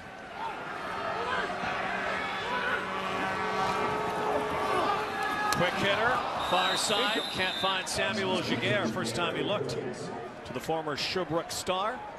Watched on that corner by Mitchell White. And Giguère bumping back to the outside. Wide receiver spot this week. He had been moved inside to fill in for the injured Andy Fantuz in recent weeks. There's another name that we have not called today, Andy Fantuz, his first game in a month for the Hamilton Tigercats. This is where it was so critical for the Hamilton Tigercats to get that bye and finish in first place. They're the only team in the league that didn't have a bye in the second half of their season. They had 2 byes in the first half as the stadium was being completed. Collaros over the top. Bakari Grant's first reception. Grant coming off a 600-yard plus season. 3 touchdowns, 58 grabs, and one of their clutch go-to guys. It was a year of transition in so many ways for the Tigercats offensively. A lot of the focus on the quarterback spot, of course, but where so much of the offense in the past had been about the big receivers. Last year, Andy Fantuz, Bakari Grant, Greg Ellingson, all 6'3" and up. This year it changed as they send their punt team onto the field. 3rd and a long yard. They decide not to go for it. Keep in mind, the Cats were the most successful team on 3rd down conversions. 3rd and short this season, but deciding to go for field position here. And again, will boot into the wind. Spiraling kick. Gilliard slips. 3-on-3. Mark Beswick nails Gilliard. 2014 Eastern Final. Crompton in his 2nd CFL playoff game. This is where he's come from, a high school quarterback, ranked number 3 in the United States, a San Diego Chargers 5th round pick. Of course, spent time at Tennessee where he was the Vols quarterback. Edmonton last year, 3rd string quarterback, and this year 9-2. 9-2 as a starter. Pretty good stuff. Yeah, absolutely remarkable, Jonathan Crompton. The settling influence, a guy who's brought a sense of calm into that Montreal huddle. Tucks that mullet under that helmet. It's not for style for Jonathan Crompton. Donating his hair at the end of the season to Locks for Love to help kids in cancer treatment. Likeable young man who's become a terrific leader for the Alouettes. Play action again. Against the grain, it's picked. Eric Harris has it. Still on his feet. Harris rumbling now. There's a penalty flag down. Eric Harris down inside the 10-yard line. Crompton makes the tackle. Loses his helmet. There is a penalty flag back near the 45-yard line. And this entire play depends on that flag. Well, I think the flag came after the interception. A little battle behind the play. Foul. Unnecessary roughness. Montreal number 89. 15-yard half the distance from where the ball become dead. And a first down for Hamilton. Well, Deron Carter on the wrong end of that penalty. And Carter lines up He's the outside receiver. He's going to be working his way across the middle. Crompton gets locked in on him a little bit here. Play is under review by the command center. And that's the automatic review going on because of a turnover. But Eric Harris, the linebacker, just steps in front of this one. Crompton, again, locked in on the receiver. Didn't see Harris, the strong side linebacker, sliding over in front. Now, as for that flag, if you look right in the middle of your screen there is Deron Carter, and he's in a pretty good battle behind the play. He takes a big swing at Brandon Stewart, who was blocking him. So that was what earned the additional flag at the end. So 2 critical interceptions thrown by Crompton in this ballgame. Montreal has already scored 7 points off of 1. And Harris stays on his feet after being knocked down, gets up, wasn't tagged. Eric Harris, he's been a jack of all trades for this Hamilton team over the last couple years. Crompton, after review, later got the rolled Hamilton over. ball carrier was down with contact at the Montreal 53-yard line. And then we're going to apply a major foul, unnecessary roughness.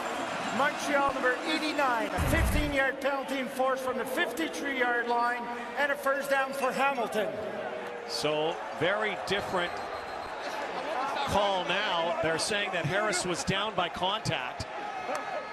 Still Hamilton football. Deeming him down.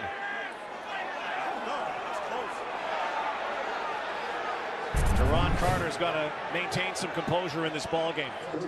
Let's see, as they ruled that Harris down by contact. I'm not convinced. Right? Any part of your body.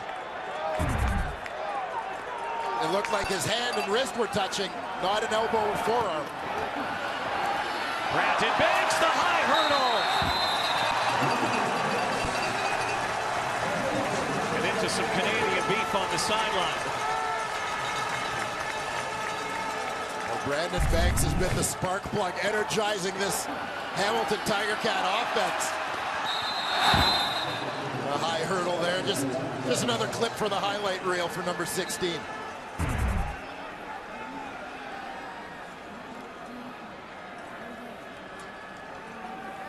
Winston Venable being looked at.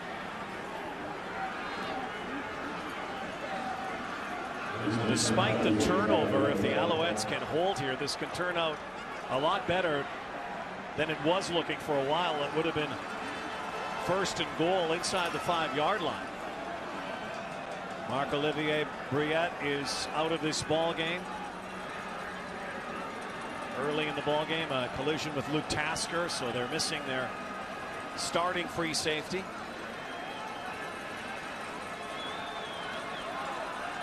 Venable's now running across the field. Looks like he's okay.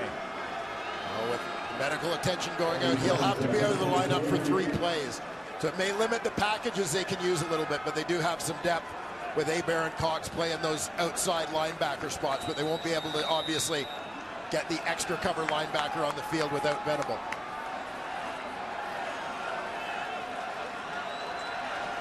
Double tight end package here for the Cats. Polaris with protection. Throws it sideline. And once again, Mr. Banks.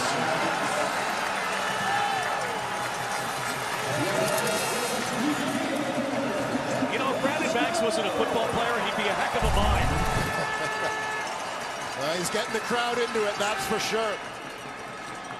Brandon Banks, and he gets better and better every week and just becomes an increasingly important part of this Tigercat offense. Goes out in motion with Tasker. Again, double tights. Grigsby in the pistol. Takes it. Flag down. A bear can't hang on. Mike Edom tackles him up high. Near the first down marker. Let's see what the flag is about here.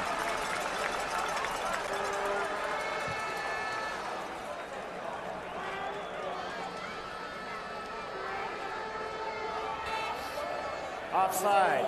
Montreal number 91. Penalties decline. First down Hamilton. Alan Michael Cash. It's getting worse here for the Owls now. The ball is where it was before. It's Cash on the inside who goes offside, but also keep an eye on Bakari Grant. He's coming across the formation to block Gerald Brown off the edge. Pretty good collision over there, but he rattles his head off Brown's thigh. Both guys were kind of slow to get up here.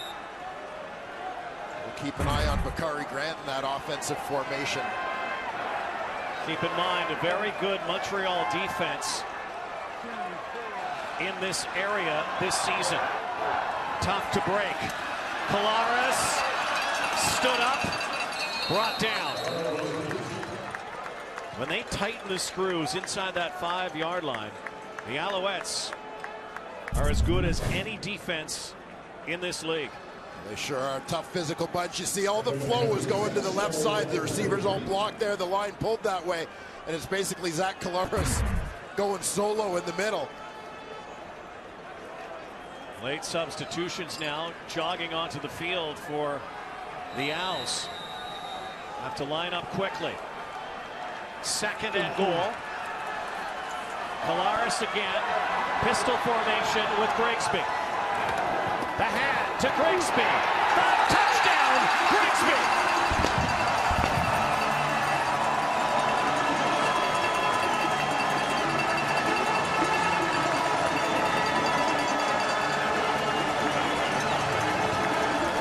Another costly interception for the Alouettes. Well, that's been the story of the season series between these two teams. Points off turnovers. The Tigercats had a lead on the Alouettes in the September game, and the Alouettes stormed back because of Hamilton turnovers. Here, 2 weeks ago, the Hamilton Tigercats capitalized on turnovers throughout, en route to a victory that catapulted them to first place in the East. And here today, the Hamilton Tigercats with 2 touchdowns resulting from interceptions. Grigsby with his second score of the day. Cats lead 27-14. Reminder right after this one, Eskimo Stampeders Battle of Alberta Western Conference Final. Trip to the 102nd Grey Cup on the line. Coming up, Nick Grigsby has scored twice here. The Cats have scored twice off of Montreal interceptions. Have opened up a 27-14 lead here. Under 6 to go, third quarter.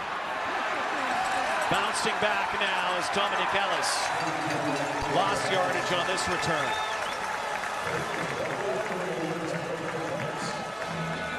Jonathan Crompton, who's made his mark and enjoyed great success this season by avoiding what you would call those disaster plays, those turnovers that lead to points. Needs to get back to his winning ways here in the second half of this ball game, already with 14 Hamilton points resulting from turnovers. One of them a Delvin Breaux interception in the first half. Most recently an Eric Harris interception to set up the second Nick Grigsby touchdown. First and 10 from the 29. There's the rush. Quick hitter, big lick. S.J. Green gets hammered but hangs on to the football. Eric Norwood flattened him. And there you see the range of Norwood lining up as a defensive end here on the right side of your screen. He's going to drop out. Former college linebacker. Delivers a shot, but S.J. Green is as tough as they come. Second and short yardage. No Tanner Marsh. Crompton stays in. Cluster formation, gives it up the middle. Brandon Rutley churning now and takes it over the midfield stripe into Hamilton territory. Well, Brandon Rutley does a nice job of running through that first contact and the line of scrimmage. He's got just a little bit of a crease from his offensive line. The big boy's doing a nice job here, and you see the combination, both Rutley and Rainey together in that backfield. Good job right at the point of attack through the arm tackle from Harris. He's through to the free safety. Big run for the Alouette running back. 9 carries, 50 yards for Brandon Rutland. Why not again? You talked about the blemishes on Jonathan Crompton's game card today. This is a guy who has shown, though, that he gets unfazed by this stuff. His numbers are very pedestrian when you think about some of the great quarterbacks and the numbers that have been put up this season, particularly a quarterback who is 9-2. He is one of those outliers. Yeah, well, he's not a guy who's thrown for big yardage, but the thing he has done, particularly more recently in the street, is he's avoided interceptions. Really his breakthrough as he came on through for a bunch of yards in the loss to Winnipeg. He threw 3 picks in that game, including a couple of deflected balls, but has largely avoided interceptions during his time as a starter, and that's been a huge part of his success, and that's what has, I would say, overcome the lack of big numbers throwing the football, is that he has taken care of the ball. Great catch from Brandon London, and they get a very good spot here, close to the first down. They'll measure here. London gets bent like a pretzel by...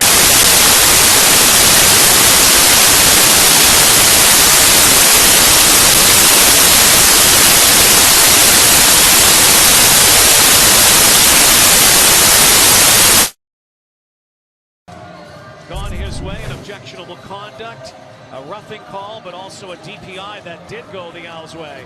A challenge call. It's his catch here that moves the sticks. And that time able to get a good release.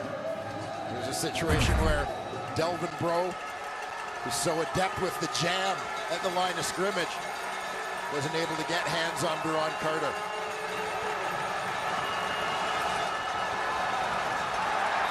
Brandon Rutling. So, like Luke Tasker, the apple does not fall far for Duron Carter.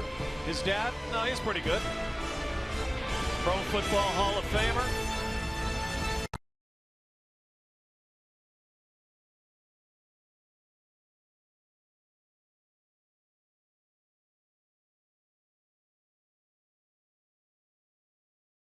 Here on Labor Day, helped open up this stadium with John Saunders. Crompton, 2nd and 9, goes deep. And S.J. Green, not sure if that was a broken route or what, but that ball was not even close. Yeah, timing a little bit off. Rico Murray was over top on Green on that one. It's going to be tough to get their big receiver open, S.J. Green. The middle receiver in this set with Carter and London. It looked like Green wanted to break it a little flatter, whereas Crompton wanted to throw him a little bit higher in terms of the angle coming out of that break. Sean White, almost 88% this season. It's from the 33. It's up and it is through with the breeze. Keep in mind, Hamilton will have the wind in the 4th. Hamilton has the lead right now by 10. Sean White down to Main Street.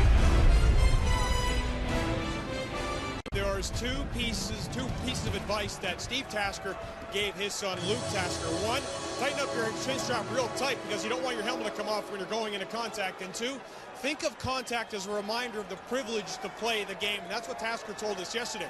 But the funny thing is when his quarterback, and he really appreciates how much contact Tasker takes, when he sees Tasker come up with the ball after a big hit, Caleros comes over and laughs and kind of jokes and says, "Man, what a catch, what a hit you took." And Tasker's response, he just looks at Caleros and says, "Zach, but what's the next play?" Guys? Yeah, just like Pops. 27-17 right now. Terrell Sinkfield taken down at the 33-yard line. Luke Tasker returns to the field. His dad's broadcasting in Atlanta today, I'm sure watching. But Luke credits his dad for a lot of what he has. He was never a guy to say, you know, make sure you're the toughest guy on the field or something like that. That wasn't his message to me.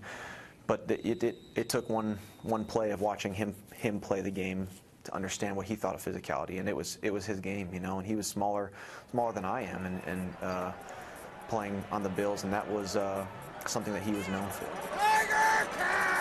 Certainly was. Son can take a lick and keeps on tick. And there's Sinkfield brought down by Gerald Brown. Luke Tasker, much as Steve, carved out a reputation for himself in the National Football League. Luke, in a year and a half here in the CFL, making a name for himself as a terrific clutch receiver. The numbers: second down catches for first downs, ranking second in the league only to Adarius Bowman in that department. This will be the final play, barring penalty, of the third quarter.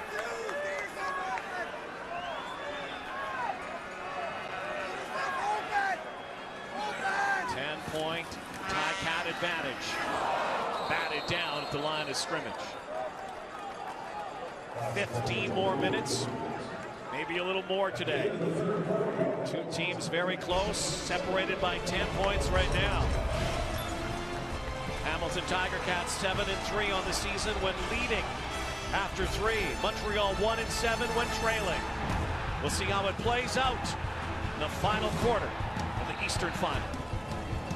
Hamilton, Steeltown, Tigertown, the Cats 15 minutes away of going back to another Grey Cup game in successive years, but the Montreal Alouettes are providing quite a challenge here today. The only difference in this ball game, essentially the 2 interceptions thrown by Jonathan Crompton that led to big points. Yeah, contributing to the offensive touchdowns for the Hamilton Tigercats in this game. The 2 Nick Grigsby scores. It's been the story of the season series between these two teams, so no surprise. Marty Gilliard has a couple of blocks and some room, and Gilliard has a good return up near the 50. One thing about the Montreal Alouettes, this is a team that has faced a lot of adversity this season and has been like a boomerang, has just kept coming back. They'd like to have these back, though. Well, they certainly would. Moments after a Zach Collaros interception deep in Montreal territory gave the Owls the ball. There was that interception, led to a Nick Grigsby touchdown. This was the end of the Eric Harris interception return as a foot of a teammate lands on the head of Jonathan Crompton, popping his helmet off, making that one a pretty tough play all the way around. Crompton, little fade route on the far sideline, and he was lucky that that wasn't taking the distance on a pick 6. Dave Stala, local guy here, former Cat, intended target, but wasn't close. Yeah, long throw there to the wide side of the field. To Stala, Courtney Stephen was closing. Looked like he might have had a shot at that ball.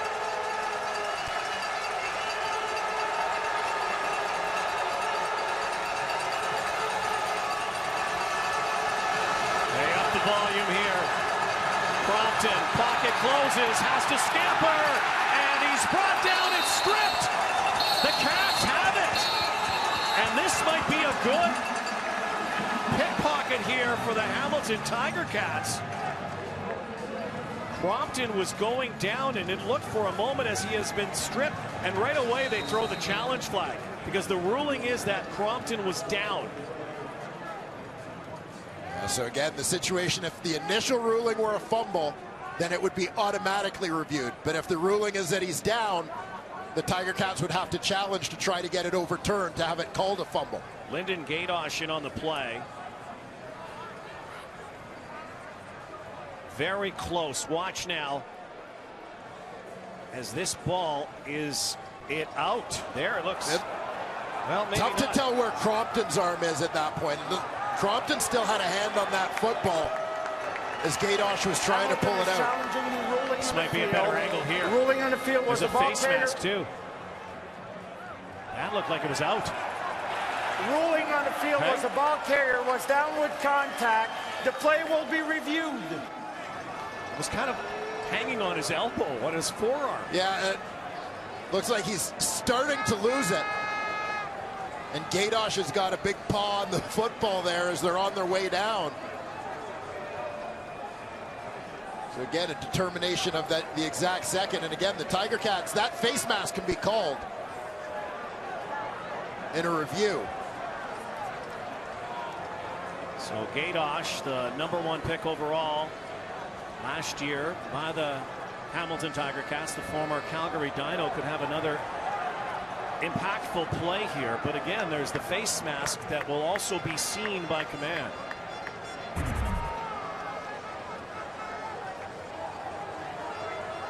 There's Brian Bulkey, who had a terrific season before being injured. Well, the Tigercats have assembled great depth in terms of their national players. They're Canadians, the interior of that defensive line. Brian Bulkey, of course, as you mentioned, Ted Laurent, who is the most outstanding Canadian in the East Division this season. So the face mask, if they see it and they rule on that, came before this. The alleged strip. And they're still looking at it at command. So right there, that ball looks like it's kind of just out. Yeah, and there's where the knee touches. The left knee is the first thing to touch. Tough to see exactly where Crompton's hand is, but it certainly looks like Gaydosh is pulling it out of there. Both sidelines now getting into it. Tigercats jawing over at the Alouettes. Referees trying to intervene, so too Ken Austin, getting everybody back.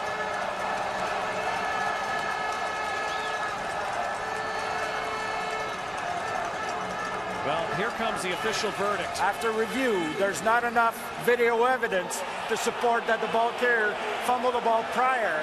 It's going to be third down. So, third down. No fumble. Ticats will get the football back, but not at the Montreal 50. The Alouettes catch a break.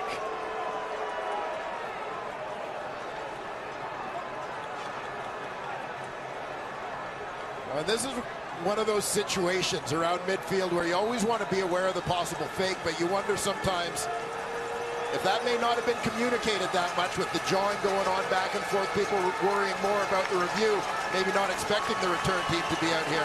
Be interesting to see if the Owls are willing to gamble at all. They kick it the other way. Brandon Banks has to run over to the other side and bounces out of bounds. So the Cats get it back. The Cats have the lead. Zach Collaros trying to lead his team to next week, the final game of 2014.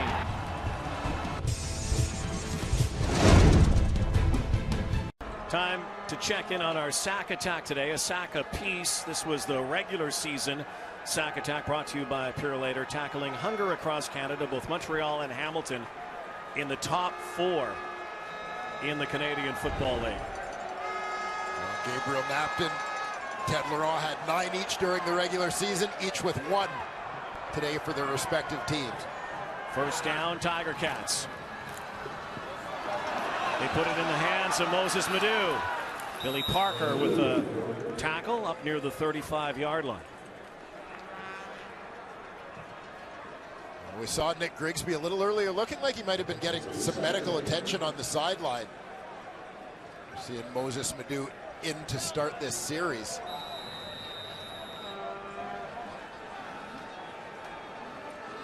Hamilton Tigercats have been a very good fourth quarter team, been able to finish. The Alouettes have not. Differential of -34 in the fourth, so they're going to have to change their fortunes here in a hurry. Collaros now with the rush. Incomplete pass, again looking for Tasker. Yeah, that ball thrown just behind the intended target. Tasker is running that deep slant. Quick 2 and out for the Montreal defense.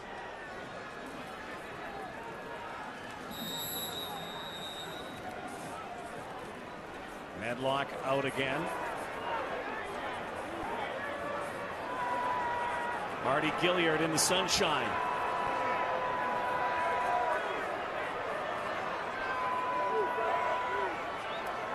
Use up some of the clock here. Medlock has the wind. A booming kick. Gilliard at his 25. Corralled there. Brought down. Or is he? Still on his feet. Marty Gilliard with a penalty flag down. Just shoves aside Justin Medlock. For a moment, Gilliard looked like he was down after a gain of 2, then rocked for another 15 or 16.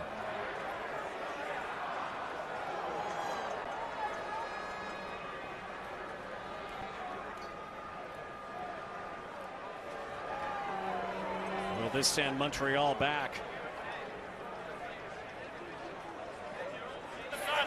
During the return, holding. Montreal number 36, 10-yard penalty. First down. 10-yard penalty. S.J. Green has 2. Needs the hat trick to pull his team closer. 10-point difference in Hamilton. Montreal Alouettes have come back from 1-7. And on September 7th against these Hamilton Tigercats, they came back from being down 21-7. They outscored Hamilton 31-10 in the second half of the ball game. No strangers to the comeback. Can't help but wonder if they might have one more left here today. Far side, Brandon Rutley. Brought down by former Alouette Ed Gainey. Tom Higgins, after all of the losses, and they had piled up, and all the frustration that had boiled early in the season, as they started to win, and click, he said, we're writing a beautiful story here. Could be a fairy tale. Still looking for that happy ending. Right now, the Hamilton Tigercats are standing in the way. Tigercats up by 10 with 11 minutes to go. Right into the sunshine now. Against the wind, Crompton. Now here's the rush. He takes it himself. And he's brought down, but it's a first down as Jonathan Crompton, unflappable, sprints out of the pocket and resets the yard markers. Well, it almost looked like Crompton was so busy looking downfield. His eyes are looking deep, and all of a sudden he looks right in front. And oh, there's absolutely nobody there. All the linebackers had bailed. He had all sorts of room to run with that football and pick up that first down. Crompton puts his receivers in motion. Delorier and Gilliard, penalty flag. He throws it over the top. It's caught by S.J. Green, who will score. But is it coming back? It was definitely clear that the Tigercats moved, but did anybody move on that offensive line? Offside. Hamilton number 97. It's a touchdown. Decline. Touchdown on the play. S.J. Green, 63 yards. The hat trick. And sudden silence. Watch the right guard here. Ryan Bauman is looking back, and this is what leads Ted Laurent, the D-line, to drop offside. As Bauman turned and taps the center, Luc Brodeur-Jourdain. Laurent jumps, and that offside gets called. It's a free play. Jonathan Crompton takes the deep shot, and S.J. Green, as you alluded to moments ago, completes the hat trick.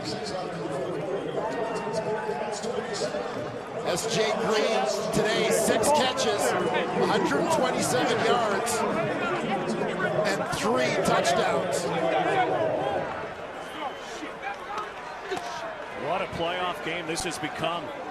3 points now between these two teams who are dead even in their record. Similar comebacks on the season. Perfect shot to S.J. Green. And a game full of big plays for two teams that really haven't made a lot of big plays this season. Well, not something that they've relied on for sure, but one of the things that has been a part of Jonathan Crompton's game, part of Ryan Dinwiddie's offensive scheme, is the willingness from time to time to take those shots, take advantage of the fact that they have big receivers, put the ball up and have confidence in the likes of Green, Carter, London to go up and make plays. That's what Jonathan Crompton just did to get the Montreal Alouettes within a field goal.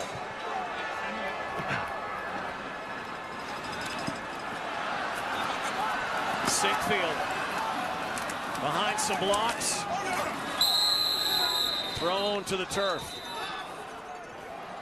9:49 to go, 27-24, and a raucous crowd quickly becomes quiet. How about Jonathan Crompton, though? Under duress, throws a couple of picks. A lot of quarterbacks who've just started their career would melt in the spotlight. Yeah, I mean, he's a low-stress, no-pressure guy, a resilient guy, a short memory guy in terms of the mistakes. He's not going to worry about them later in the game. So is this guy. Collaros breaks me. Great call. Couple of gunslingers, 2 quarterbacks, by the way, for the last 20 years. Their combined starts in the playoffs, just 1 for the first time. A nice execution here. It ends up almost like a wheel route. Nick Grigsby's going to go on kind of a swing path and then take it up the sideline. You get that rub on the inside that creates a collision, knocks his defender off and creates an easy throw, an easy completion for Zach Collaros. Nice job by Sickfield on the rub. Pistol formation now. Grigsby fumbled the football, and the Hamilton Tigercats looked like they pounced on it. Yeah, it looked like big Brian Simmons, Cats' top offensive lineman, climbed on top of that one. What a terrific feature on Brian Simmons in our pregame show done by Brian Williams, and talking about his adversity faced as a youngster with his feet. Check it out on tsn.ca. Become a mainstay on that line. Simmons, Oklahoma product. Played most of his CFL career as a tackle before bouncing inside this year. Solidified this O-line. A power sweep left. And Banks ripped down by Gerald Brown. They've had an ongoing rivalry conversation today, but it looks like a first down as Banks comes in to give the last word. A good job by the Alouettes stringing things out. They have to measure. No, they won't. They'll move the sticks. Talked about this is the first time in 20 years that 2 quarterbacks have made the fewest starts in a game. Just 1 between these 2. That will be broken later today. With Bo Levi Mitchell and Mike Riley, who have not made a playoff start. The Battle of Alberta. Year of change, certainly. The quarterback position. Changing of the guard. Double tights.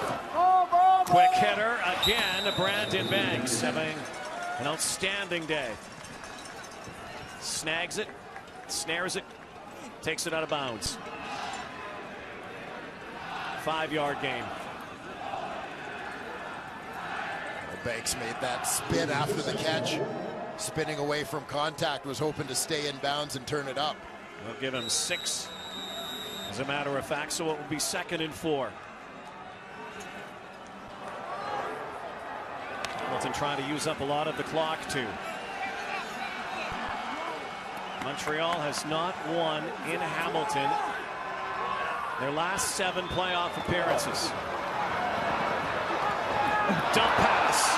Madu, a cutback. First down.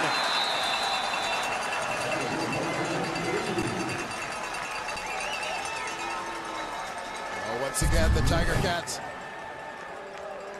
do a nice job creating a rub on the inside to free up Moses Madu, headed for the flat.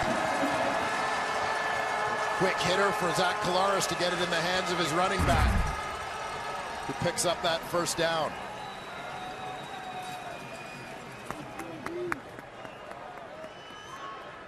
Last time these teams met in Hamilton in an Eastern Final, 1998.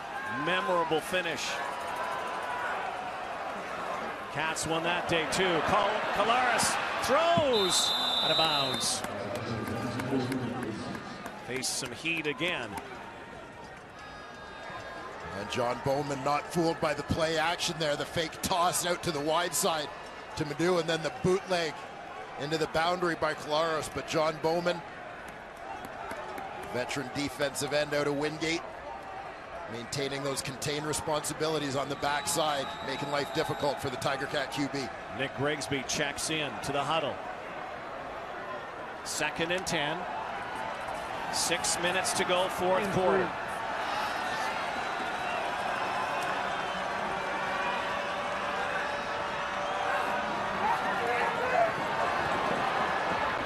Far side and through the hands of Terrell Sinkfield, a ball that looked very catchable. Wondering whether it was right into that sun on the far side. Sinkfield, the outside receiver here, is pushing deep, working back to the ball. It just looks like he loses this one. And losing it means 3rd down, and that's Justin Medlock.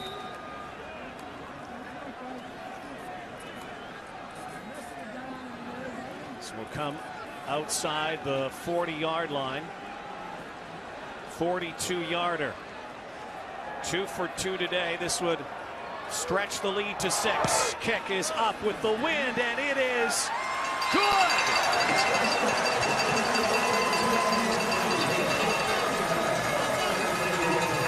30-24. 5:28 to go. Medlock has his own hat trick in the Eastern Final.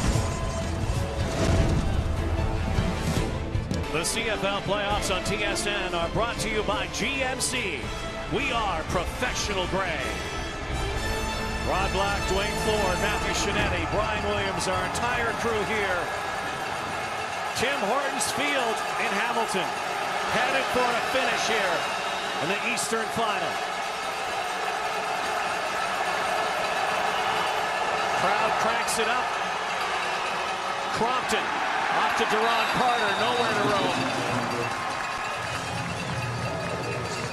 Grey Cup week begins tomorrow, awaiting the combatants. Battle of Alberta later. Thanksgiving week in the States for those of you watching on ESPN. Final week of the CFL season. Hamilton trying to get back to the Grey Cup game.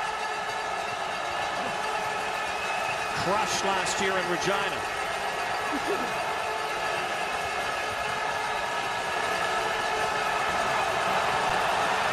Crompton, there's the heat again. Penalty flag down as Gilliard made the catch. Yeah, it looked like S.J. Green in the left slot was offside. He tried to catch himself at the line of scrimmage. He's trying to time up that waggle motion towards the line of scrimmage. Montreal number 19. That penalty's declined. 3rd down. That timing award, although S.J. has been sensational today. 3 touchdowns. Sean White will boot this to 2 returners. Terrell Sinkfield and Brandon Banks.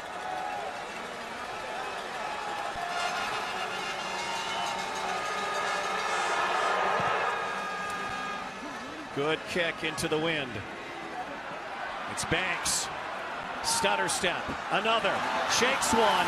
And still another.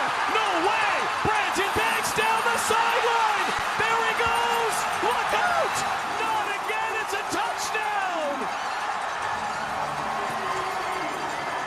Holy smoke. He's done it again.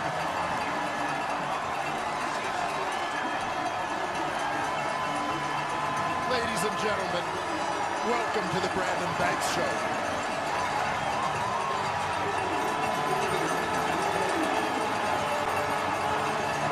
Oski, wow, wow. What a run again from Brandon Banks. This one looked like he was done. at the point of attack, right when he caught the football. In the last one, you could see the wall set up. You could see it form. He was 30 yards downfield before anyone was near him. This time, there are defenders right there when he catches the ball. Banks just dances a little bit, makes a couple miss, and gone.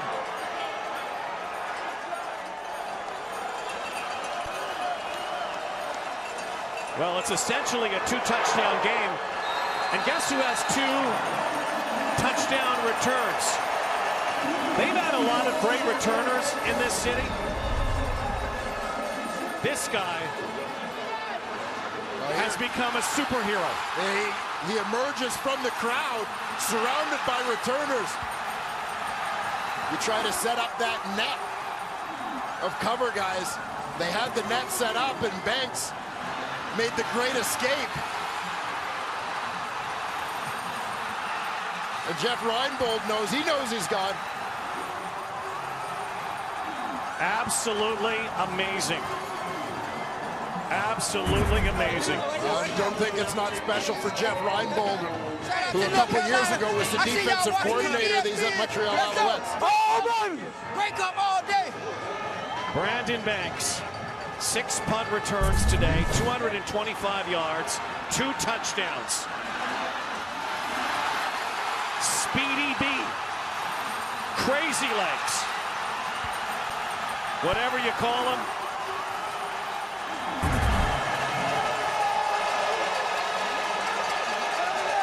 He has become the man in Hamilton.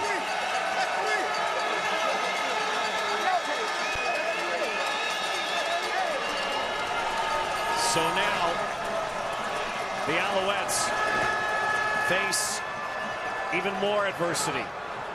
37-24, and they're going to have to score in a hurry. This guy's capable too. Chris Rainey up near the 40.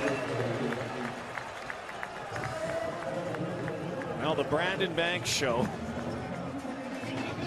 has been extraordinary. Keep in mind, that could be 3. 1 was taken back earlier. Yeah, and what the other remarkable thing about this team, I mean, they've had, you talk about the great returners here, especially recent history, Chris Williams now with the Chicago Bears, Marcus Thigpen. I mean, they've had 3 different guys this year in Banks, Sinkfield, and Quincy McDuffie, who's on the practice roster, have all returned kicks for touchdowns this season.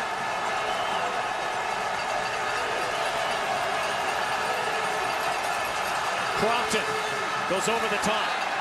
So there you go, all those guys returning. And yes, Brandon Banks is ridiculously fast and a great returner, but the constant with all of that is Jeff Reinbold's special teams unit that helps set that up. Well, and, you know, we'll talk a lot, and it'll be much discussed, the return game for the Hamilton Tigercats today. But remember, special teams played a huge role in that game in week 20 as well.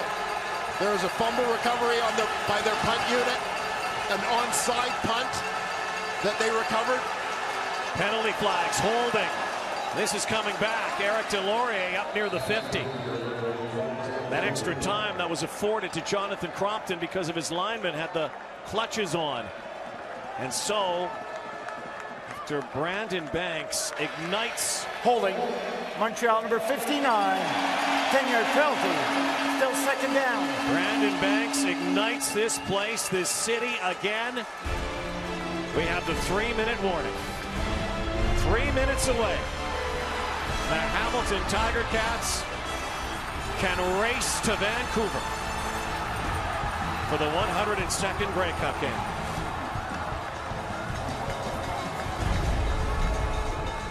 Brandon Banks igniting the crowd. Mike Riley getting ready for the Western Final in Calgary. Stamps and Eskimos coming up. This one has had it all, and it's still not over. 2:53. Montreal needs a couple of quick scores. One in a hurry, and could make it interesting. Cats rush 3. Crompton, near sideline. Marty Gilliard should have stepped out of bounds. They have to save some time on the clock here. Montreal needing, in the case of a 2-possession ball game, with under 3 minutes to go. I mean, they're playing 3-down football already. It's 3rd and 5 now. 3rd and 5. And essentially, again, this could be it. Hamilton can stop them. Play action. Crompton's in trouble. Throws. They're not going to get it, it looks like. Right before the first down marker. The Hamilton Tigercats are going to take over. And as they do, on Montreal's side of the field, with great field position. The pressure that forced by Justin Hickman, who got the upfield penetration immediately. Prevents this one from getting going. Zach Collaros going to take to the field with his offense to try and chew up this clock. 2:28 remaining. Look at Brandon Banks out there with Grigsby. Brandon Banks. 2 touchdowns, punt returns last time that happened. Ties the CFL playoff record. Larry Taylor for the Alouettes against the Eskimos back in 2008 at the Big O. Grigsby, right side. Penalty flag late. There'll be a roughing call here near the 40.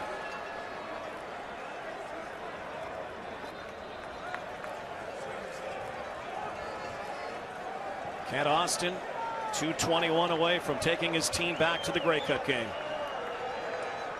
Bitter pill to swallow last year. They were demolished in the game. The final. Changed a lot of personnel this year. A lot of different faces. A remarkable amount of turnover. Face mask. Montreal. 15-yard penalty. First down Hamilton. Remarkable turnover this Hamilton roster for a team that won the East Division last season and went to the Grey Cup. And that turnover contributed to the slow start for the Tigercats. But like the Montreal Alouettes, the players bought into the program. They stayed the course. Now they're 2 minutes and 21 seconds away from going back to the big game. Grigsby behind Collaros. They'll keep it on the turf. 1st and 10. Down near the 20-yard line.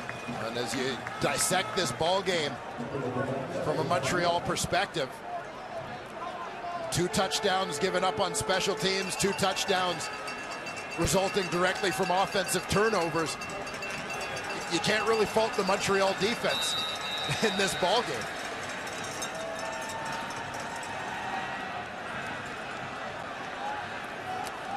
Yeah, those 2 turnovers led to points. 2 Brandon Banks returns led to more. Bear Woods drops Grigsby at the 20. So they'll bring Medlock out here. Timeout, Montreal. Successful field goal still makes it a 2-possession game. The Alouettes, who have performed some miracles all year in many ways, the way they have come back from near dead at 1-7. Brandon Banks, where his second touchdown in particular stands out, is where it changes the face of this game. So much of Montreal's success offensively has been an ability to keep Hamilton off balance. Pass, run, play action, bootleg, and so on. You get into a situation in the 3-minute range in a 2-score ball game, well, suddenly it's clearly going to be pass. There's no more balance, and the Hamilton Tigercats took advantage of that. Medlock, 4 for 4. That should just about do it. 40-24 here at Tim Hortons Field. The CFL playoffs on TSN are brought to you by Wendy's Bacon Portobello Mushroom Melt. Back and available for a limited time. Wendy's, now that's better. King Kong, Angelo Mosca. The last time the Hamilton Tigercats had won 6 in a row at home, which is soon to be 7, was 1966, when Angelo Mosca was roaming these parts. And guess where Angelo Mosca is likely going next week? And I wonder if Joe Kapp is going as well. No Back comment. to Vancouver. No comment. The unofficial mayor of Steeltown has to be happy. Crompton tried to deliver it. Snuffed out again. Courtney Stephen.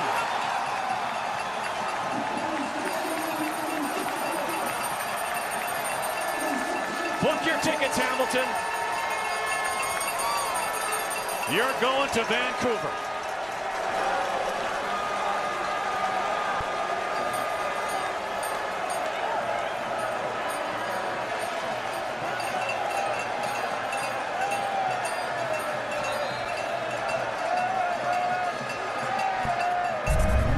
Another masterful job today from Orlando Steinauer.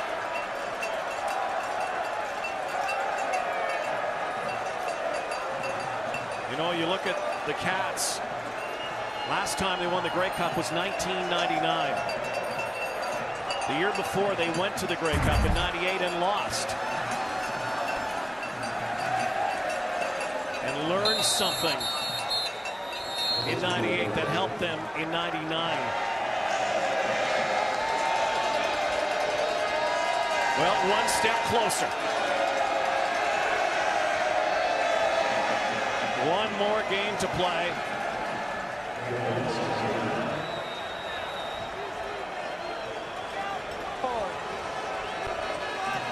Waiting in the wings, Stampeders and Eskimos. Battle of Alberta about to be waged after this one.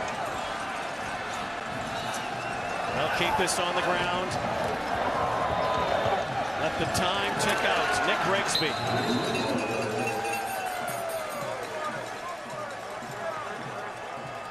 And what a valuable acquisition late in the season. A gift in many ways for the Hamilton Tigercats. Yeah, absolutely. A guy who, as an all-purpose back, good receiver out of the backfield, obviously good in the ground game, willing blocker in terms of pass protection. Been a perfect fit for this offense. It's been a work in progress as you see Brandon Banks, another guy whose role became more clearly defined as the season went on, and we talked to Kent Austin about Banks yesterday. I asked him, has he exceeded your expectations? And he said, you know, really, he's become what we hoped he would become when we put him on our negotiation list and were able to get him signed last season. Over the course of this year, he's developed into the kind of player that we had hoped he would become. And what a difference Banks has made. Not just today, but again, remember, he's the guy that had the big touchdown catch in week 20 to help the Tigercats secure first place in the East. A bye last week, which was critical. And this home playoff game for the Eastern Final. 3rd down and 1. Collaros stays in the gun with Grigsby. Turns and hands, and not sure on the spot if he's going to get it. Had to get to the 35-yard line. 43 to go. Not really going to matter at this point. Montreal will bring their offense on the field. How about this stadium, though, and this place? You know, it took them a long time to build this place. Some controversy. It was delayed interminably, it seemed. And then Labor Day came. The celebration. This team has not lost in the place that Chris Berman affectionately calls the donut box. Here at Tim Hortons Field. Yeah, I'll tell you what, right now, nobody remembers the delays. Exactly. They have been magic here. Brandon Rutley.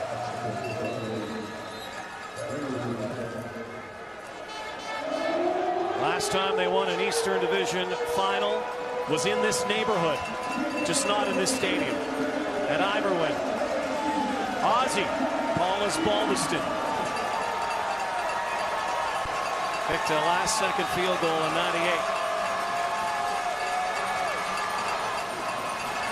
And again, they won the Grey Cup the next year. Here's Rainey. Again, clock ticking down to 25. Key here for the Cats, just get a tackle, stay healthy. Get ready to pack up. Head west. They're going indoors to BC Place.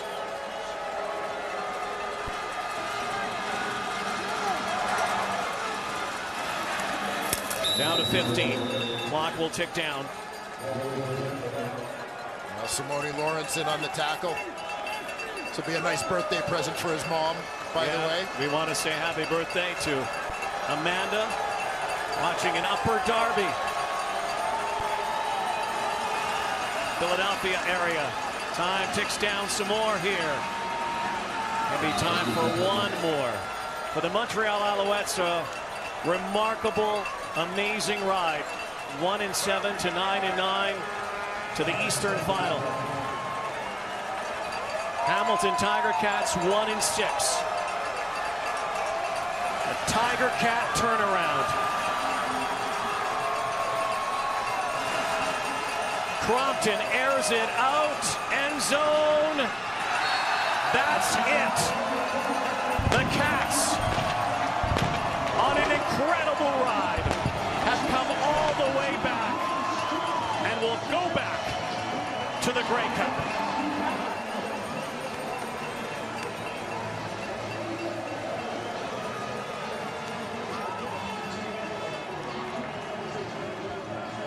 When you've got Banks, you've got returns. That's what he did today again, Brandon Banks. Unforgettable afternoon for this young man. Zach Collaros, first season at the helm, knocked out literally and figuratively in game 2, missed 5 games, came back, and the Cats just kept winning. Oh, they sure did. And that seemed like that break allowed Zach Collaros to sit back and really get a handle on this Tigercat offense. And he has been lights out since his return, leading this team's turnaround. Eastern Division champions again. Young man who says, you know, amazing thing about Zach Collaros, you ask him, he says, I don't want compliments. I don't need compliments. All I want to do is give it my best and try to win. Says everything about the guy.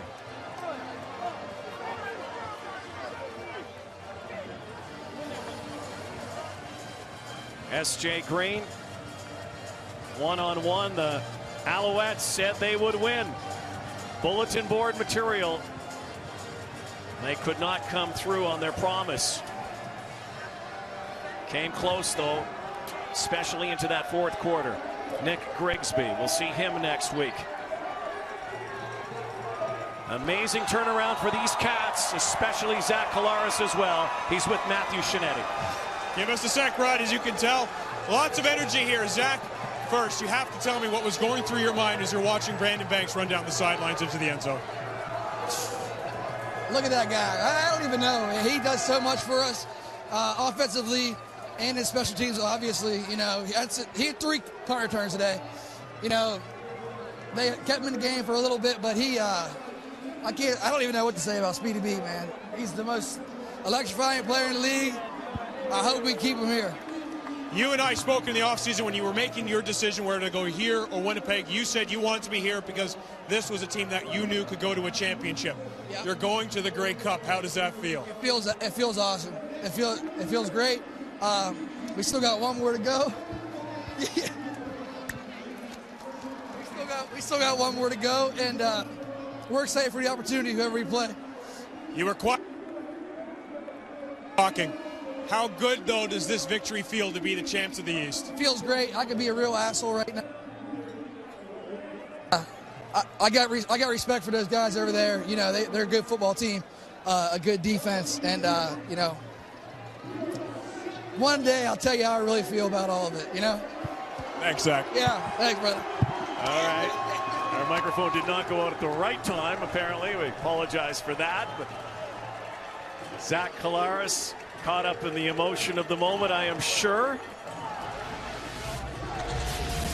How do you begin to describe what Speedy B did today?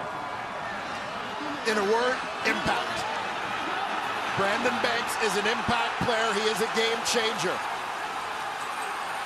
Today contributing 226 return yards, 2 touchdowns, 35 rushing yards, 33 receiving yards.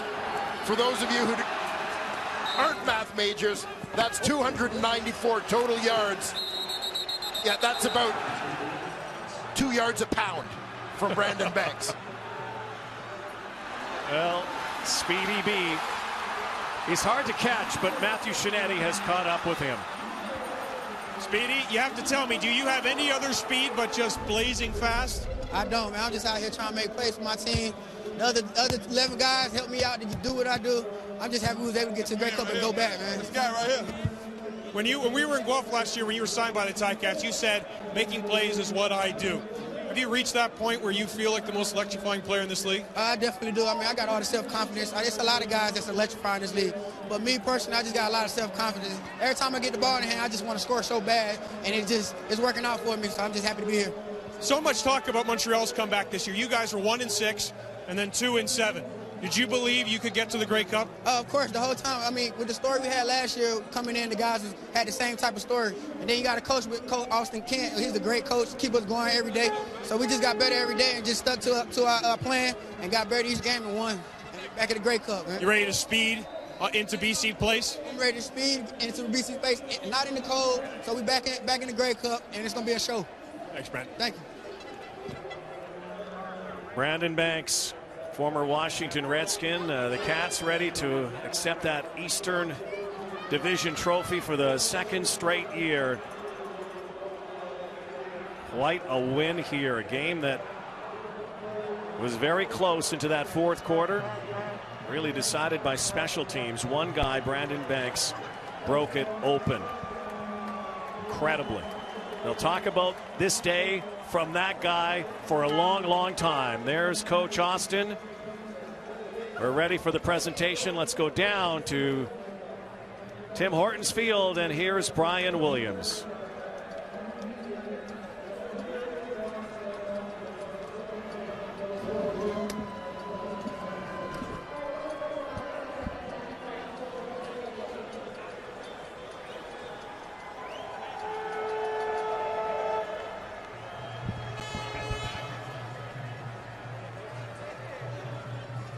We're just awaiting that microphone.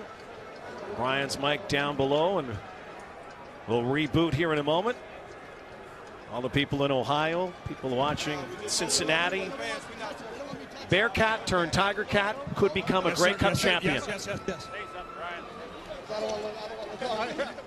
Zach Collaros, who would have thought, again, he was thrown into the fire as an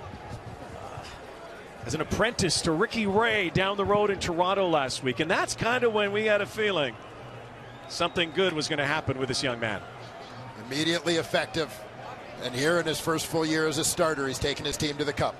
Once again, let's go down to Brian Williams. Brian? All right. Thank you once again, Rod Black. Ladies and gentlemen, please welcome the president and Chief Operating Officer of the Canadian Football League, Michael Copeland, to present the Eastern Championship Trophy to the Hamilton Ticats. Michael.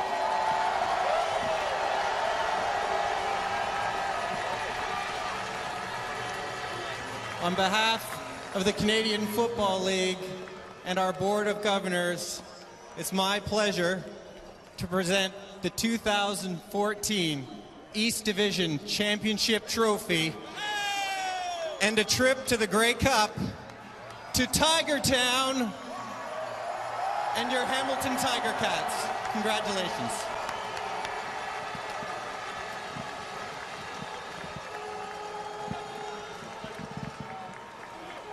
Ladies and gentlemen, head coach Ken Austin, you're going back to the Grey Cup for the second year in a row, but with a very different football team.